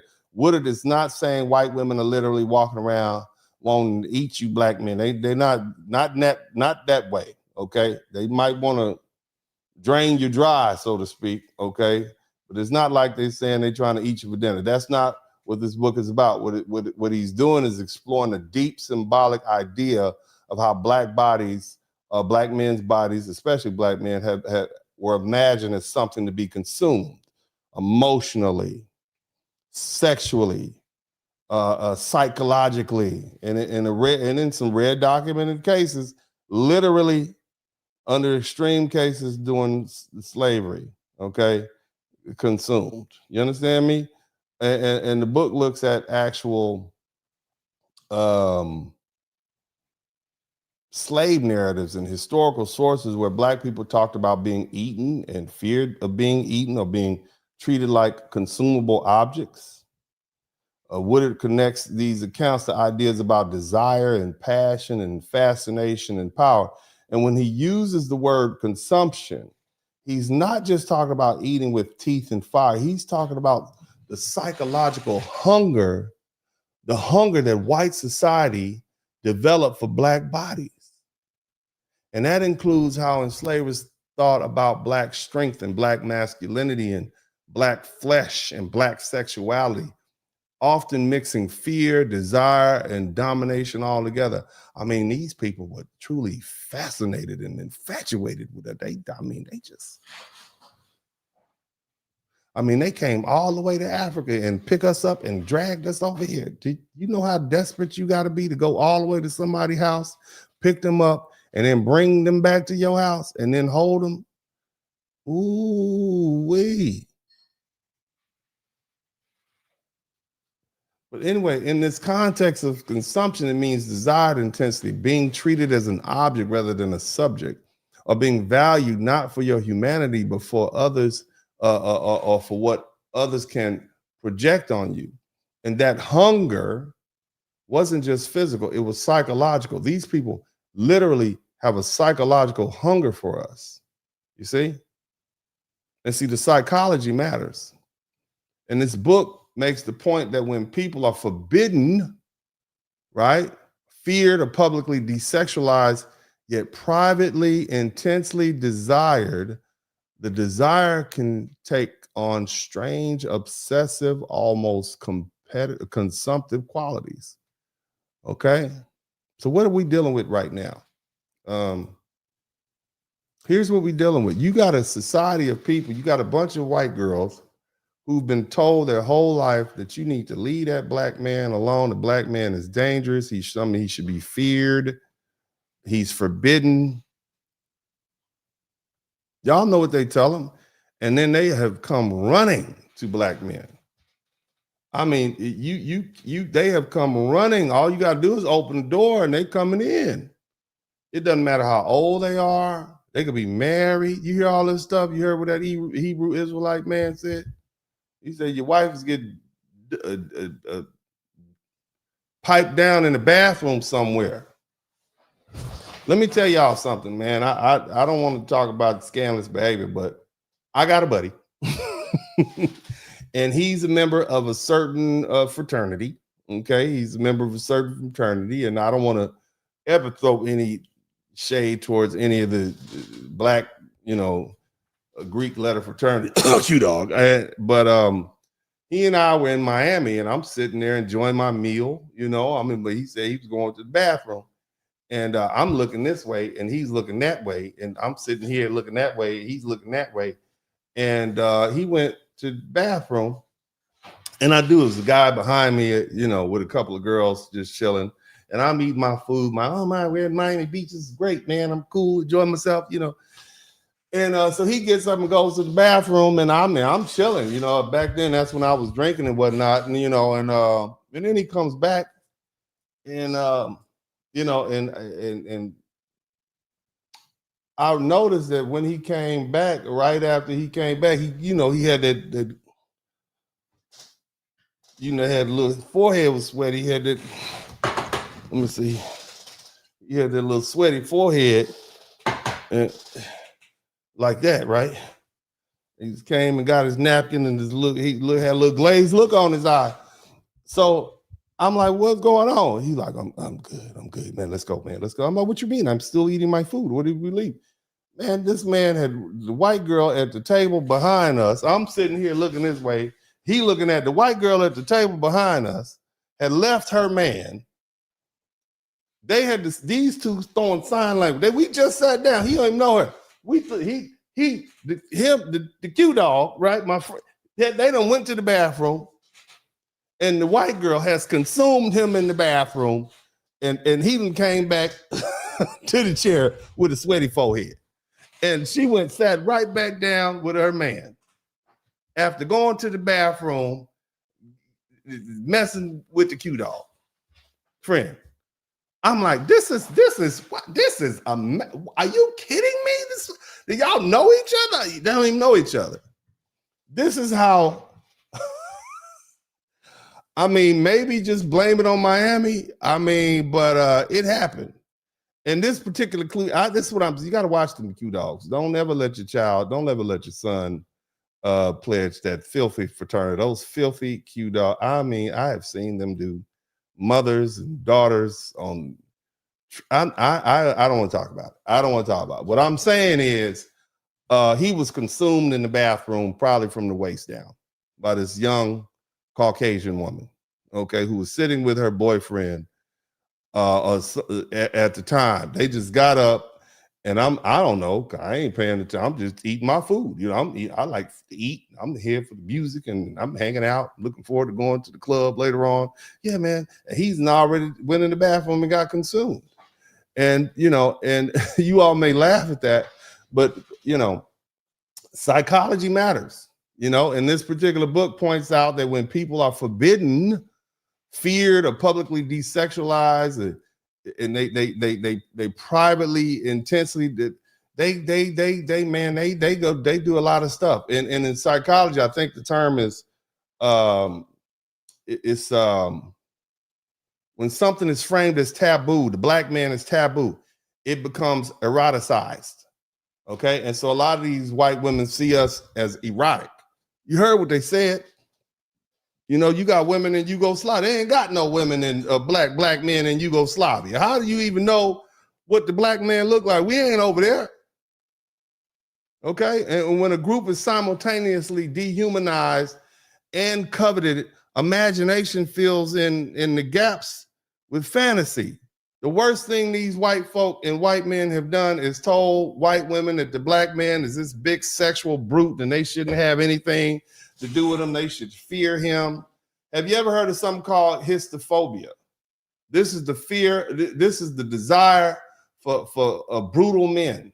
It's like every time you send one of these guys who committed mass murder into prison, he gets a whole bunch of love letters and stuff like that. You see what I'm saying? And all you white men have done, and all white supremacy has done, is made by shaming the black men and say how bad it. Black women, you've chimed in on this. This is where your butt is on the line. You have made all these women, by talking bad about your black man for the past 60 years, you've done nothing but make these other women desire them more. Shame on you. You have done it yourself. So on one hand, you got white men and white society, and generally, because there's white women involved in too, white racist rhetoric saying, leave that black man alone, leave that black man alone. And you got black women who should know us the best saying, leave this black man alone. They're horrible. All they want to do is just blow your back out, just bust your walls, and they just want to leave you with a baby, and all they want to do is just pound, pound, pound. And then the white man is telling the white woman, leave this black man alone. He's a savage. He's an animal. Meanwhile, you in there, you haven't said, all you doing is moving your neck back and forth. And she thinking about, I might need to get one of those savages. Every time you call a black man a savage, a gorilla, a ape, a monster, a threat, that just makes these white women desire them more. You see? You understand what I'm saying? And my man said it's hybristophilia. Yeah, love for criminals. But who's the criminal in this society, brother? That's what I was saying. The term is hybristophilia. Look it up. Are y'all learning something tonight? Do you understand? Everything they do to try to undermine the black man works in our favor. Isn't that crazy? Huh? Everything they do to try to undermine the black man. I mean, you got women halfway across the world. You were in Japan. There ain't even no black men. There ain't no foundational black American men in Australia, in Japan. How did they hear about us over there?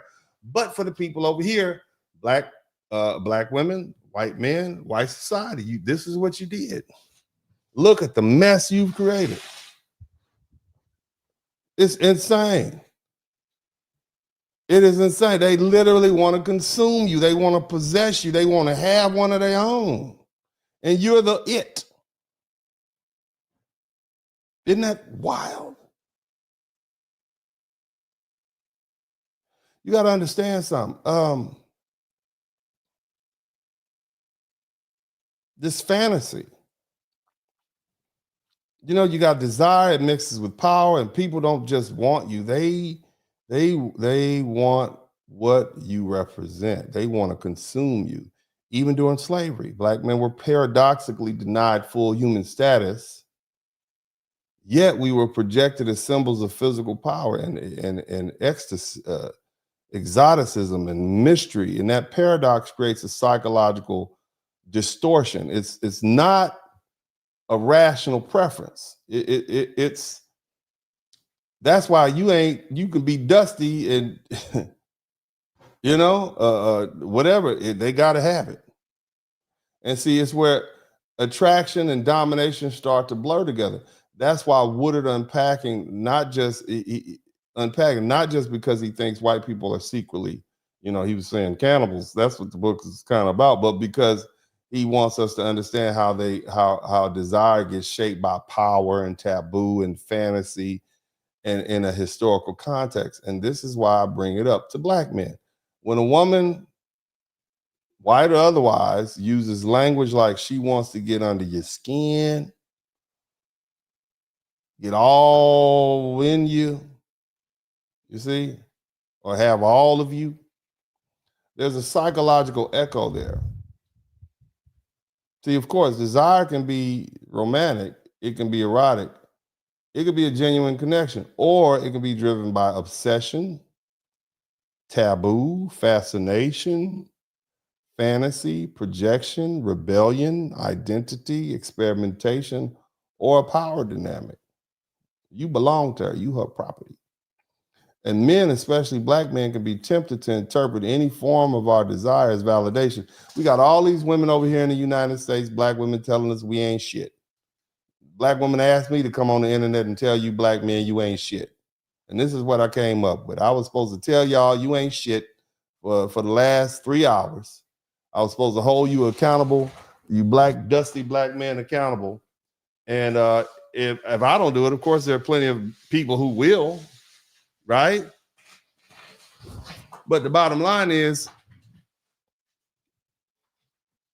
it puts you in a position where when you have women complimenting you like that, especially white women who are supposed to have who have the higher social status in this racial caste system, like Dr. Frances Cress Welsing said, white is on top, black is at the bottom, and now you got this white woman giving you this validation from her high, lofty position at the high point on the racial social caste. You are tempted to interpret that as validation, and really it's just a form of desire. But attraction is not always about love. It's not always about compatibility, and it's definitely not always about building a future. Is this too much for you guys? Should I? Because I know it's complicated. We're talking about a lot of different things, but and I know this is deep into graduate level type stuff. Is this too much? Are you guys picking this up? Is this maybe this is a little too high order for you all? Is everybody picking this up? I need to know. I can, I got some more to say, but I don't want to lose anybody because I've had people complain about things. People look at the title, they don't listen, and then they say mean things to me in the comments section. If it's too much, just let me know. If I need to tone this down a little bit, bring it back down, let me know. But I want to be able to just finish my thoughts on it because I think it's an important conversation, especially moving forward. If this is too much to handle, if it's too high order, let me know. I like talking about history, but in talking about history, I can give you facts and dates and whatnot, but there's this big cabal of information that I would like to share with you guys. And, you know, I don't want to lose my audience, right? I don't want y'all to run away. So, you know, at any point it just gets too much for you to handle. Just say, man, that's boring. And I'll move on to something else. But if you will let me finish, please.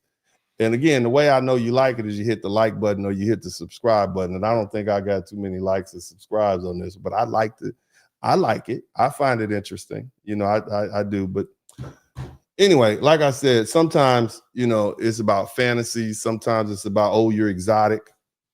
Sometimes it's about curiosity tied to history or taboo.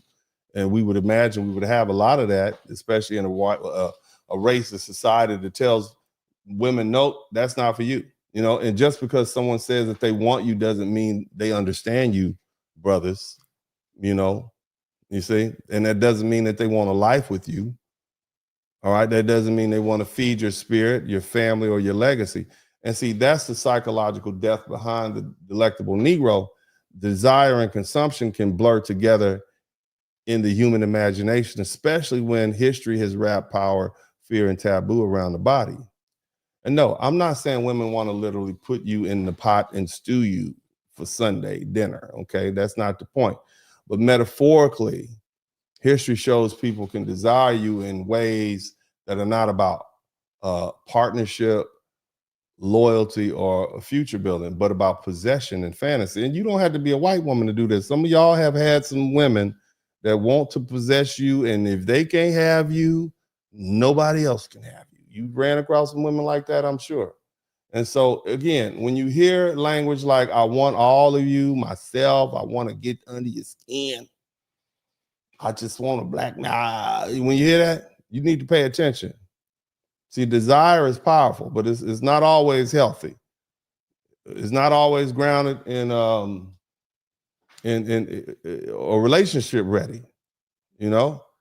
And that's why understanding the history and the psychology matters, and why you should always ask why before you take what feels good at face value. I'm just saying, fellas, you know, sometimes it might not be a good idea to, you know, deal with that late night hype. But look, man, I appreciate everybody. I do have some more to say, but I want to take the opportunity to thank everyone.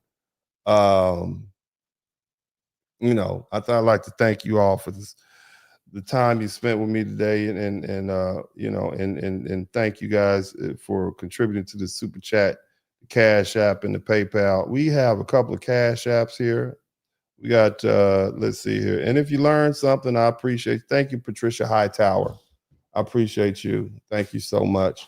The other thing is we want to get, okay, we got 9 Super Chats that y'all didn't learn. 9 people learned something. I appreciate the 9 people that learned something today after 3 hours and 12 minutes. I learned something too. This is I'm gonna go back to talking about stuff that's gonna make y'all stay and pay. Okay, that's what we're gonna do. But anyway, I want to thank the people who contributed to the. Maybe we'll get 10. Can we at least maybe? If don't give me anything if we didn't learn anything, but 10 Super Chats would be better than 9. Okay, but that's all right. That's all right. Anyway, shout out to Black Doula. Peace and blessings, brother. We got 9 Super Chats. Each one teach one. Good looking out. Cool Joe Scott, thank you so much for the $5. Also, Bobby Williams, shout out from Vegas. Thank you so much, Bobby Williams. Dre Harden, love those who love you, but don't let those mess up your vision. Thank you so much. I appreciate it. Good evening, Uncle D. Some raggedy simp asked you to hold us dusty black man accountable. You can't make this. Yeah, man. I mean, you see, I've done the best I can hold y'all accountable. And this is the result. I've done a good a job as holding black men accountable on this broadcast as the rest of black society has done in holding you all accountable. You understand? And somebody type passport bros in the chat room. Somebody type global gentlemen. Somebody type dating out. Somebody type, what is it called? Financial celibacy, right? They haven't done a good job either. Let's see who else we got. Passport King. As long as a woman obey her man, all that matters. Thank you so much. Yop067. Thank you too for the $20 super check. Devin Mitchell. Good message. Black men should be careful. ESP with Becky. Yeah, you should. You should be careful with any woman, but understand what society we live in. Dennis, you have a talent for putting medicine in candy. Started with the silliness and tied it with history and sociology. Yeah, man. Thank you so much, man. That's what I try to do, man. It takes a lot to get this stuff done, man. All right, look, I'm not gonna hold you guys up. I know this is long. I try not to stay here past 3 hours, so we're already at 3 hours and 14 minutes. But I do want to add something else, and thanks everybody who contributed to the super chat, the Cash App, and the PayPal. Again, we got 9 super chats. If you didn't learn anything, I don't need to earn anything. I'll try to do better next time. And I know this is a complicated topic, and we went all which ways to end up where we are. But here's the thing I want you to understand. So look, let me explain how we got here and why I'm talking about this in the first place. All right. A young lady left a comment on my page saying she had never heard me hold black men accountable. She said black men don't love their mothers, and she asked, where's the father? That's basically it, because I basically was talking about how the root of the, I was basically saying that, boys in general, black men, also, we develop our opinions about black men based on the women that are in our lives, whether they be our mothers, our sisters, etc. And so that being the case, you already have developed an opinion on black men or black women from your mama before you even start dating a black man. Same thing that I said earlier. Y'all didn't hear it. When I talked about little girls growing up, listening to the stories of their aunties, their sisters, their grandmothers, becoming emotionally tied to those, and that becomes an emotional anchor. And it's what grounds them when they're dealing with black men. So yeah, they may not have ever even had these experiences, but because they have the collective emotional experiences from those other women, you are now held responsible for what these other women experience with your woman, even though she never actually experienced it in the first place. So I'm saying, that's what I'm saying. When I say that black women are being held responsible for the experiences that black boys have had to deal with their black moms in the 80s and 90s, and that is the source of the gender war. And so instead of understanding where I was trying to go with that, the sister basically just said, you saying they don't love their black mothers, but where's the father? You just missed the whole point. Again, the comment didn't come out of nowhere. It came from frustration. It obviously came from pain from that sister. And again, I would invite her to come talk to me. And it came from conversations that are happening right now inside the black community, especially here on YouTube. Y'all hit the #1 button, and let's keep this algorithm going. Okay. Somebody type learn something in the chat room. All right. Again, it came from pain, but instead of ignoring it or responding to it emotionally, I took it seriously because comments like that represent a broader mindset that a lot of people are carrying right now. And so I responded honestly, and I said, I'm an advocate for black men. And because of that, you probably will never hear me publicly chastise black men in public forum. Now, if you ever booked a session with me, you will get an earful. If you ever booked a private session with me, I will tell you exactly what I think about where you are in life. And people have done that before. And I've helped a lot of people, whether we're talking about medical students or business owners or whomever. And if you would like to book a private session, you can hit me up at spurlingdennis@gmail.com. I'm always available. I charge about an hour in and out. We'll have a conversation. The other thing is, make sure you contact me at 713-229-0770 if you've been involved in a car accident, because clearly 11 super chats is not going to help me pay any bills. All right. Clearly, this is like a hobby I've taken too far. But thank you. That maybe we can get to 15, maybe 4 more people. Maybe 4 more people have learned something. But again, if you don't learn something, I don't need to earn anything. But if you do learn, I should earn. But let me get back to what I was saying. So you get where I'm going. Okay. So you got a lot of hurt people.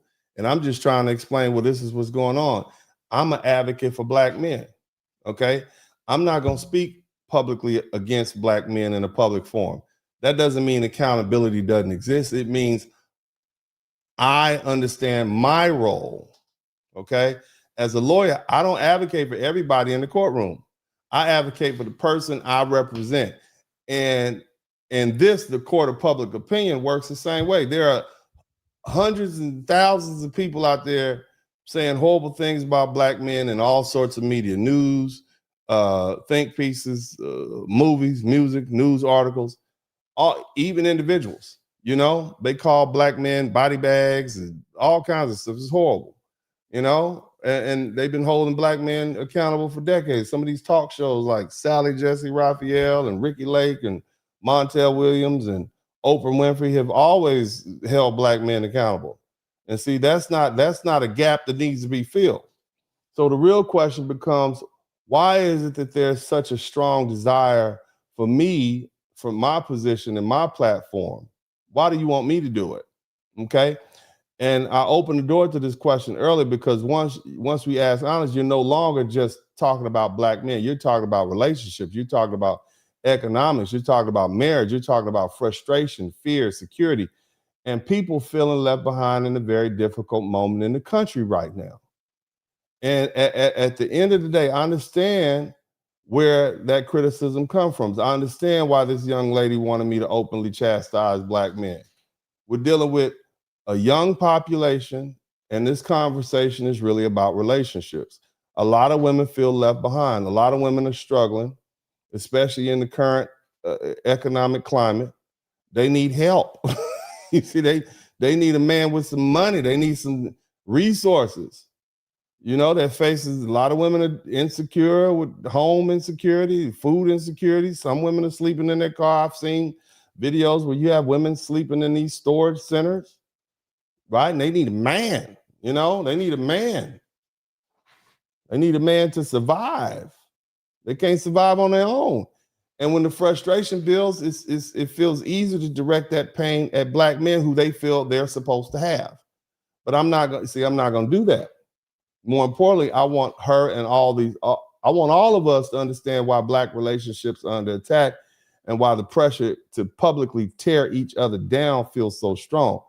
People rejoice when they see us attacking each other. They benefit from it, they amplify it, and they profit from it. And so instead of blasting each other on the internet, instead of disparaging each other in public, I'm asking us to give each other grace. Shout out to BJ773. Thank you for the 12th super chat. Maybe we'll get to 15 because we need 3 more people to learn something. But again, instead of blasting each other, instead of talking bad about each other in public, I'm asking you to give each other grace and to understand that, okay, what we're dealing with is bigger than individual failures. This is how our culture has always survived, by enduring, by adapting, by finding our way through difficult times together. I hear the angst. I acknowledge it, but tearing each other apart has never been a solution, and it never will be. We will get through this, family, just like we always do. Now, ladies, black women, I want you to come to the front of the room. Come on up here. Come on, ease on in, baby. I want you to take that bonnet and put it on the other side of your head and put this phone right in front of your face and listen to me. I want you to listen to me. And let me say this plainly because it matters. When you publicly talk bad about black men, when you constantly complain about black men, when you ridicule them or paint them as failures in public spaces, you are not holding them accountable. What you're doing is advertising them as unwanted, and other women are watching. And at the same time, you want to scold black men and demand more from them. White women, Japanese women, Latin women, all these other women are openly pursuing black men, and they are not shy about it, baby. They see the complaints, they hear your insults, they notice the distance you're creating between you and your man, and they step right into that gap. And that has a lot to do with the fact that many of you have been publicly abandoned black men in the court of public opinion. Now, behind closed doors, The babies keep coming. It's a different story. I know y'all still dealing with each other, but publicly, you make it seem as though black men are the problem, and the burden and the embarrassment and the ones nobody should want. And other women hear that message loud and clear. And they pick those same men. They pick them right up. That man you threw away, the same one you threw away, pick them right up. As I said earlier, one woman's trash is another man's treasure. And the truth is, many of those men go on to build families and relationships. They find peace. Right? You say, oh, that's just because they treat them better. I don't know. I'm not in that relationship, but either way, they go on about their business. You see? I know. Now, the thing you got to understand, ladies, is no man wants to feel like his woman is always disappointed in him. No man wants to fight an uphill battle forever just to earn respect. Eventually, any man is going to realize, he don't have the energy or emotional bandwidth to try to keep trying to please someone who seems impossible to satisfy. You see what these white men are calling their women? Mud sharks, salvage. What else? All these other names, just because they went out and had sex with a black man. They know they can't please her, so they just dismiss her. That's what these white men are doing. And see, when that realization hits, they don't stop, they don't stop wanting love. They just go somewhere else and get it. And that's what black men will do eventually. And this isn't about blaming black women. It's about understanding how public behavior shapes private outcomes. When you publicly disrespect your men, you don't push them away. You make them easy targets for other women who are watching and listening and ready to receive them without contempt. And if you want black men to love, to thrive, you can't keep tearing black men down publicly and expect them to stay put. They got too many options. Criticism without care doesn't build families. It breaks them. And that's the warning to black women. Now, here's the thing, family. I want y'all to hit everybody, all black people, all you black people come up here. Because I'm getting tired now. I only got 12 super chats. So y'all didn't learn nothing, though. Only 12 of y'all learned something. In a classroom full of people, only 12 people learned something. That's sad. 380 people, only 12 people learned something. Sad. Now, that being the case, I done sat here for the past 3 hours and almost 30 minutes talking about white women and black men. So let's shift gears and tell the truth about black relationships and more specifically, black marriage. You're going to learn something, okay? There's always this underlying resentment floating around, especially online, where some folk, black women feel that all the good black men are being taken off the market or marrying women who aren't black. And I want to be very clear, that's not true. The narrative doesn't hold up when you actually look at the numbers or the reality on the ground. What is true is that marriage rates are down. Okay, they're down across the board. They're down in the black community, they're down in the white community, they're down. And instead of using that fact to beat ourselves up or to label this generation as a failure, which many of you all are doing, I want to take a moment to explain why this is happening. Because when you understand the history and the economics and the social forces behind marriage, you can start giving yourself some grace. Somebody type grace in the chat room. Somebody type grace in the chat room. You can't stop. You can stop internalizing the shame that doesn't belong to you. Somebody type grace in the chat room. I'm gonna preach a word tonight. Okay? Shout out to Greg L. Thank you so much for the super chat. Grace. Give yourself grace. You can stop doing that. Stop beating yourself up. When I finish with this, you'll stop beating yourself up. And you can stop letting people, especially white supremacists, racists, use the lack of black marriages compared to what was going on in the 1950s, those statistics, those stats as weapons against us. Because that's what they do. They love to say, oh, black marriage is down. It's because black marriage, that's why you all are rotten. That's why everything is bad. Black marriage. See, they love to throw up the low marriage rates in our face as proof of some kind of moral failure in the Black community while ignoring the fact that their own marriage rates are falling too. And this isn't just a Black problem, it's a modern problem. So let's talk about Black marriage honestly, without nostalgia, without self-hate, and without letting anyone else define us. Check this out. Let's put the marriage conversation in a proper historical context, because a lot of people talk about marriage without knowing the numbers or conditions behind them. All right, and here's the breakdown. I want you to listen to me.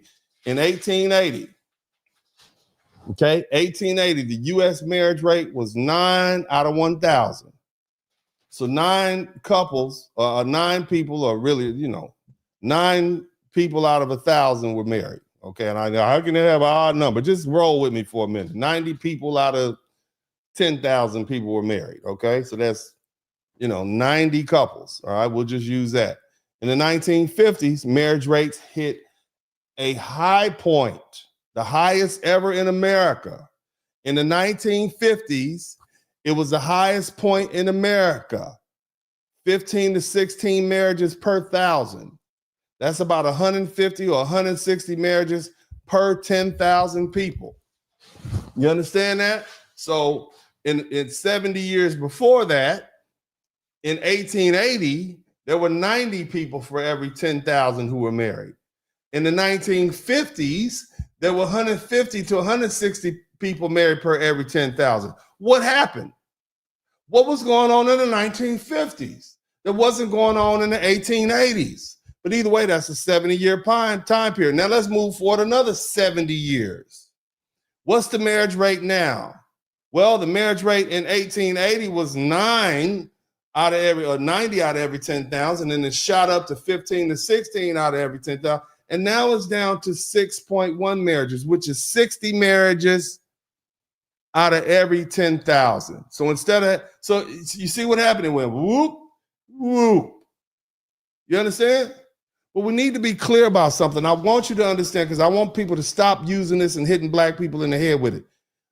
In the 1950s, it was a high point in marriage. And that decade was not normal. It was abnormal. It was an anomaly. An anomaly. That spike didn't happen because people suddenly became more moral or more committed.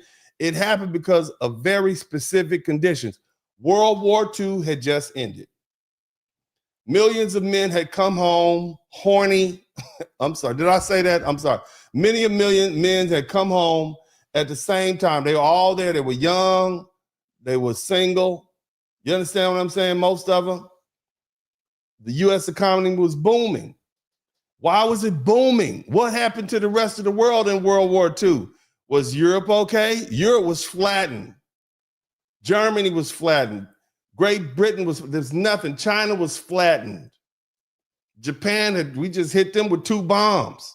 There was no other economic engine in the world. The United States was intact. We had just come out for reproducing all of these machines and whatnot, these weapons of war. So we were full blown. We were ready. We were doing it. We were ready to make goods and services for the world. So what happened? Well, number one, you had cheap houses because the houses were cheap. You had they put a house up in a house for $7,000. It wasn't worth the crap. A car was cheap. They weren't worth the crap. It was a death trap, but everything was cheap. Houses were cheap. Cars were cheap. You had plenty of money, but everybody had a job. The government was giving out GI bills. They had we had a bunch of wealth. So you had money was everywhere. Jobs were everywhere. Houses were cheap. Cars were cheap. So you got everything you need to create a family. So yeah, the job could pay a living wage on one income because you had a whole bunch of cheap houses. Look at some of these houses. And I talked about this the other day. And like I said, inexpensive. Women were socially and legally pushed into marriage also. They didn't have rights. So if you wanted a bank account, you needed to get a husband. If you wanted a credit card, you needed to get a husband. And the other thing was socially, divorce carried a heavy stigma. In other words, marriage was heavily encouraged and supported and enforced by economic policy and culture and the particular environment at the time. That was artificial. That was artificial. Now compare that to the 1880s. In the 1880s, marriage was common, but it wasn't easy.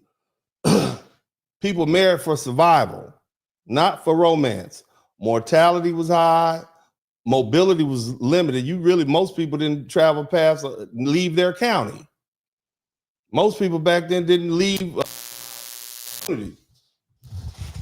Most folk live in agricultural or labor-based households. Wasn't nothing else to do but getting married and go to church on Sunday and maybe a barn fire on a Saturday night. That was it. Communities were smaller. They were clusters. There was nothing else to do but getting married. And see, marriage happened under pressure. We didn't have freeways, highways, passports. So when people say marriage used to be normal, what they're usually talking about is the 1950s. They're not talking about the 1800s. And that matters because in the 1950s, as I said, those were not traditional times. In the long view of history, there was a post-war economic bubble and the correct way to frame it is simple. In the 1850s, marriage was moderate. It was about survival. In the 1950s, marriage was at a historical high and driven by post-war prosperity. Today's marriage is lower and is shaped by economic strain. People don't get married when they broke like that. Delayed timelines. People got to work, finish school, personal choices. Some people don't want to get married. And so low marriage rates today are not proof of moral decline. They're proof that we had some unique conditions in the 1950s no longer exist. I want you to keep in mind when they talk about morality, do you think those people who were lynching people in the 1950s were moral? Do you think all the cigarette smoke and drinking and stuff they were doing and these people could beat their wives, you think that was more moral back then? I think not. We just dropped the bomb on Hiroshima and Nagasaki. You think that was moral? I'm just asking questions, okay? I'm just asking a question. Now, let's talk about what this means for Black people. And we got 12 super chats. Maybe you'll learn something before I finish in the next 5 minutes, and I'll get 15 super chats. 15 to be a win. All right, but let me bring this all home. All right, what does this mean for Black people specifically? Because our story doesn't start on equal footing. Black Americans didn't even have the legal right to marry for most of U.S. history. During slavery, families could be formed, but marriages were not recognized by law. Husbands, wives, children, they could be separated at any time. And after emancipation, Black people tried to build families while being denied land, access to money, stable employment, or legal protection. Despite all that, Black marriage rates were actually strong for decades. You see? But the real decline didn't happen because Black people stopped valuing marriage and stopped loving each other. It happened when economic conditions collapsed, when good paying jobs disappeared, when mass incarceration expanded, when wages stopped keeping up with the cost of living, and when the risk of marriage became higher than the reward because of the judicial system, family court. So marriage follows stability. Somebody type that. Marriage follows stability. Marriage follows income. Marriage follows opportunity. And when those things are removed, marriage declines not just for Black people, but for anyone in that position. We're not seeing these same patterns in white working class communities that Black communities experienced earlier. We're seeing it right now. That's why marriage went from 9 to 16 down to 6. It's evening out. It'll go back up again. If they want more people to get married, we need more prosperity in America. Now, on the family structure side, especially the single mother conversation, they use that to vilify the Black community. Here's where things get real. In 2023, about 20.9% of U.S. children live in a mother-only household. And for Black children, Black alone, the mother-only shares is 44% of that. Okay? The census CPS estimates say 9.8 million one-parent households in 2023 and 7.3 million mother only and 2.5 million father only. So when people talk about regression, part of what they're pointing at is this: marriage is happening less, and a large share of kids are being raised in single parent homes, especially in the Black community. And that has a downstream effect on economic stability, time, supervision, and opportunity. So when people use marriage rates to shame Black people, what they're really doing is ignoring history and economics. Marriage is not failing because Black people are broken or immoral. Marriage is strained because the foundation that supports it has been weakened. And understanding that should help us stop beating ourselves up and stop letting anyone else weaponize these numbers against us. Now, I want to thank everybody for this broadcast time period. I hope that you all have enjoyed this accountability sessions that I brought forth on Black men. You Black men, I hope you take everything that I've said here today and take it seriously. Black women, I hope that you understand that you've asked, one young lady asked me to hold these dusty Black men accountable, and I pointed out to you exactly what I think needs to be pointed out to about holding them accountable. And I hope you all will take this message and take it from a place of love. And it is now yours. It belongs to the ethos, and y'all do with it what you will. This is Uncle D, and I am out.